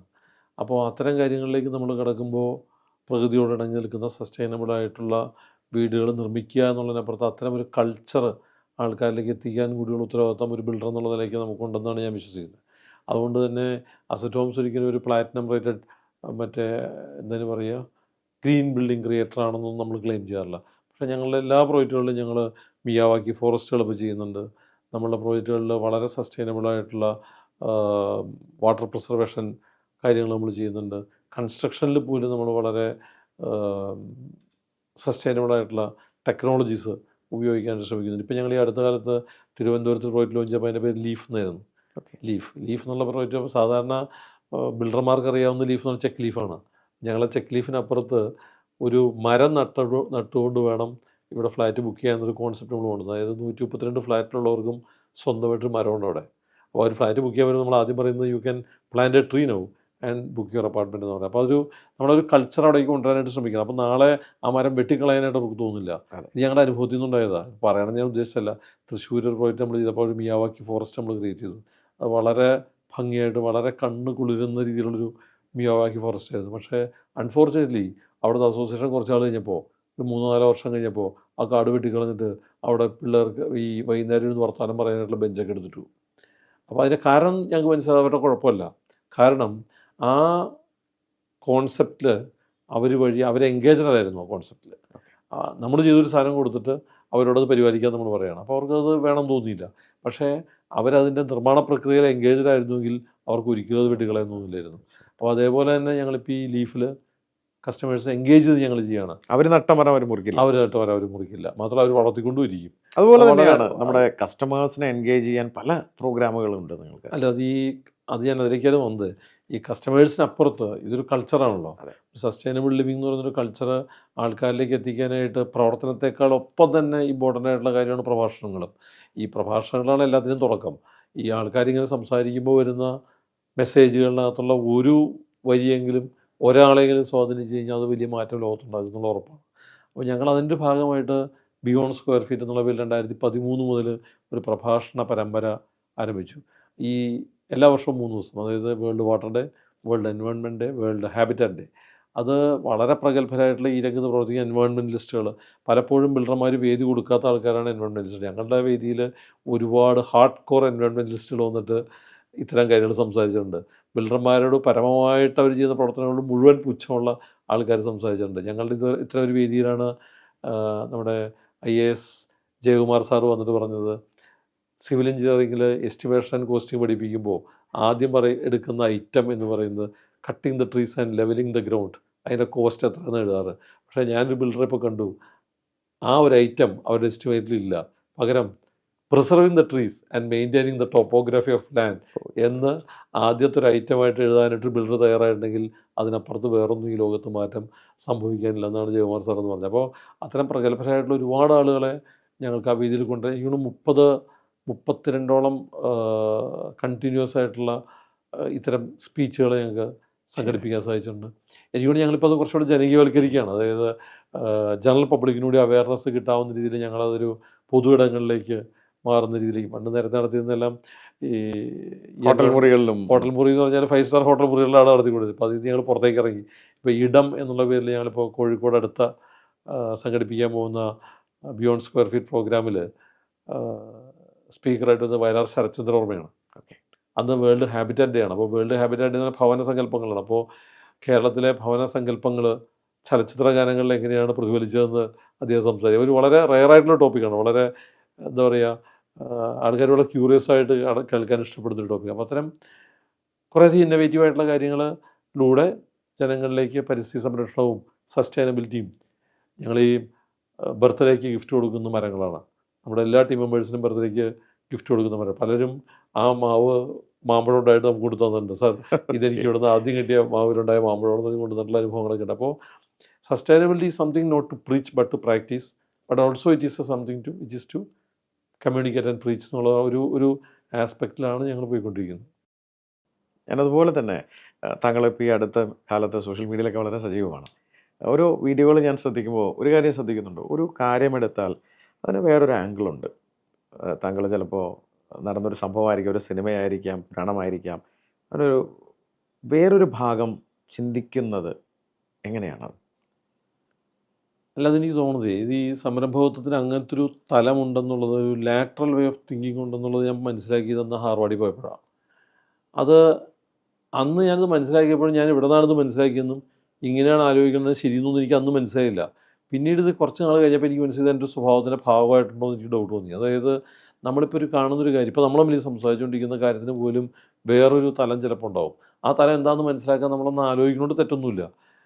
ചിലപ്പോൾ ശരിയാവണമെന്നൊന്നുമില്ല അവിടെ. പക്ഷേ അങ്ങനൊരു തലം കൂടി ഉണ്ടെന്ന് നമ്മൾ മനസ്സിലാക്കുന്നത് നമുക്ക് കാര്യങ്ങൾ ചെയ്യാനായിട്ട് നമ്മളെ സഹായിക്കും, നന്നായിട്ട് ചെയ്യാനായിട്ട്. അല്ല, പല കാര്യങ്ങളിലും നമ്മൾ നേരിട്ട് കാണുന്നൊരു ട്രാൻസ്പെറൻ്റ് ആയിട്ട് കാണുന്ന, അല്ലെങ്കിൽ നമുക്ക് പെട്ടെന്ന് മനസ്സിലാവുന്ന ഒരു തലത്തിനപ്പുറത്ത് വേറൊരു വശം കൂടി അതിനുണ്ടെന്നുള്ളത് മനസ്സിലാക്കാൻ നമ്മൾ ശ്രമിക്കുന്നത് ഒരു തരത്തിൽ നല്ലതാണ്. വേറെ ഒന്നും കൊണ്ടല്ല, അതൊരു ബൗദ്ധികമായ പശ്ചാത്തലത്തിനപ്പുറത്ത് അതൊരു ശരിക്കും പറഞ്ഞാൽ നമ്മുടെ മനസ്സിനെ കുറച്ചുകൂടെ വേറൊരു ആംഗിൾ മാത്രമല്ല പല ആംഗിൾ ഉണ്ടെന്ന് നമുക്ക് മനസ്സിലാക്കാൻ സാധിക്കും. അത് ഈ വേറൊരു കാര്യം ഞാൻ പറയട്ടെ, അതിപ്പോൾ നമ്മൾ തന്നെ ആലോചിക്കണം നിർബന്ധമില്ല. നമ്മളൊരു ട്രാൻസ്പെറൻ്റ് ആയിട്ട് ടീമിനോട് ഡിസ്കസ് ചെയ്യണം. ഇപ്പോൾ ഒരു പർട്ടിക്കുലർ കാര്യം ഒരു 10 പേരോട് ഡിസ്കസ് ചെയ്ത് കഴിഞ്ഞാൽ 10 അഭിപ്രായം വരാം. അതിൽ ചില അഭിപ്രായങ്ങൾ നമ്മൾ ഒരിക്കലും വിചാരിക്കാത്ത പോലെ ഒരു അഭിപ്രായം, വേറെ പോയിന്റ് ഓഫ് വ്യൂ തന്നെ കിട്ടിയേക്കാം. അപ്പോൾ അത്തരം പോയിന്റ് ഓഫ് വ്യൂസിന് വളരെ പ്രസക്തമാണ്. കാരണം നമ്മളത് അഡ്രസ്സ് ചെയ്ത് നമ്മളെ കേൾക്കുന്ന ആൾക്കാരെ മാത്രമല്ലോ, അല്ലാത്തവരും ഉണ്ടല്ലോ. അവസാന ഒരു ചോദ്യത്തിലേക്ക്, നമ്മുടെ പ്രേക്ഷകർ പലരും സംരംഭകരാണ്. ഈ സംരംഭകത്തിൻ്റെ ഒരു പ്രശ്നം, നമ്മളിത് തലയ്ക്ക് പിടിച്ച് പുറകെ പോകുമ്പോൾ ഈ ഫാമിലി ടൈം, കുടുംബം, ഇതൊക്കെ ഒന്ന് ബാലൻസ് ചെയ്യാൻ മറക്കുന്നവരുണ്ട്. അൾട്ടിമേറ്റ്ലി എല്ലാം സംരംഭം മാത്രമാണോ? അങ്ങനെ ഒരിക്കലും പറയാൻ പറ്റില്ല. കാരണം എന്ന് വെച്ചാൽ പ്രത്യേകിച്ച് ഭവന നിർമ്മാതാക്കളെ സംബന്ധിച്ച് നമ്മൾ ഭവനം എന്ന് പറയുമ്പോൾ ഒരു വീടല്ലല്ലോ നമ്മൾ പണിയുന്നത് ഒരു കുടുംബങ്ങൾ തന്നെയാണ്. കാരണം കമ്മ്യൂണിറ്റി ക്രിയേറ്റേഴ്സാണ് നമ്മൾ ശരിക്കും. അതെ. നമ്മൾ ശ്രമിക്കുന്നത് ഒരേപോലെ താല്പര്യമുള്ള ഒരുപാട് പേരെ ഒരു സ്ഥലത്ത് യോജിപ്പിക്കാൻ ശ്രമിക്കുമ്പോൾ അത് ഇഷ്ടിക സിമെൻറ്റും മാത്രമല്ല, അവിടെ വൈകാരികമായിട്ടുള്ള കുറേ തലങ്ങളൊക്കെ ഉണ്ട്. ഇപ്പോൾ ഷമീം ഒരു ഫ്ലാറ്റ് മേടിക്കുമ്പോൾ ചിലപ്പോൾ പക്ഷേ നിങ്ങളുടെ ഏറ്റവും അടുത്തൊരു സുഹൃത്ത് അവിടെ ഉണ്ടാവണം എന്നുള്ളതോ, നിങ്ങളുടെ ഫാമിലിയിലുള്ള ആൾക്കാരുടെ മുഴുവൻ സൗകര്യങ്ങളും അവിടെ പാലിക്കപ്പെടുന്നുണ്ടോ എന്ന് ശ്രദ്ധിക്കുന്നുണ്ടാവും.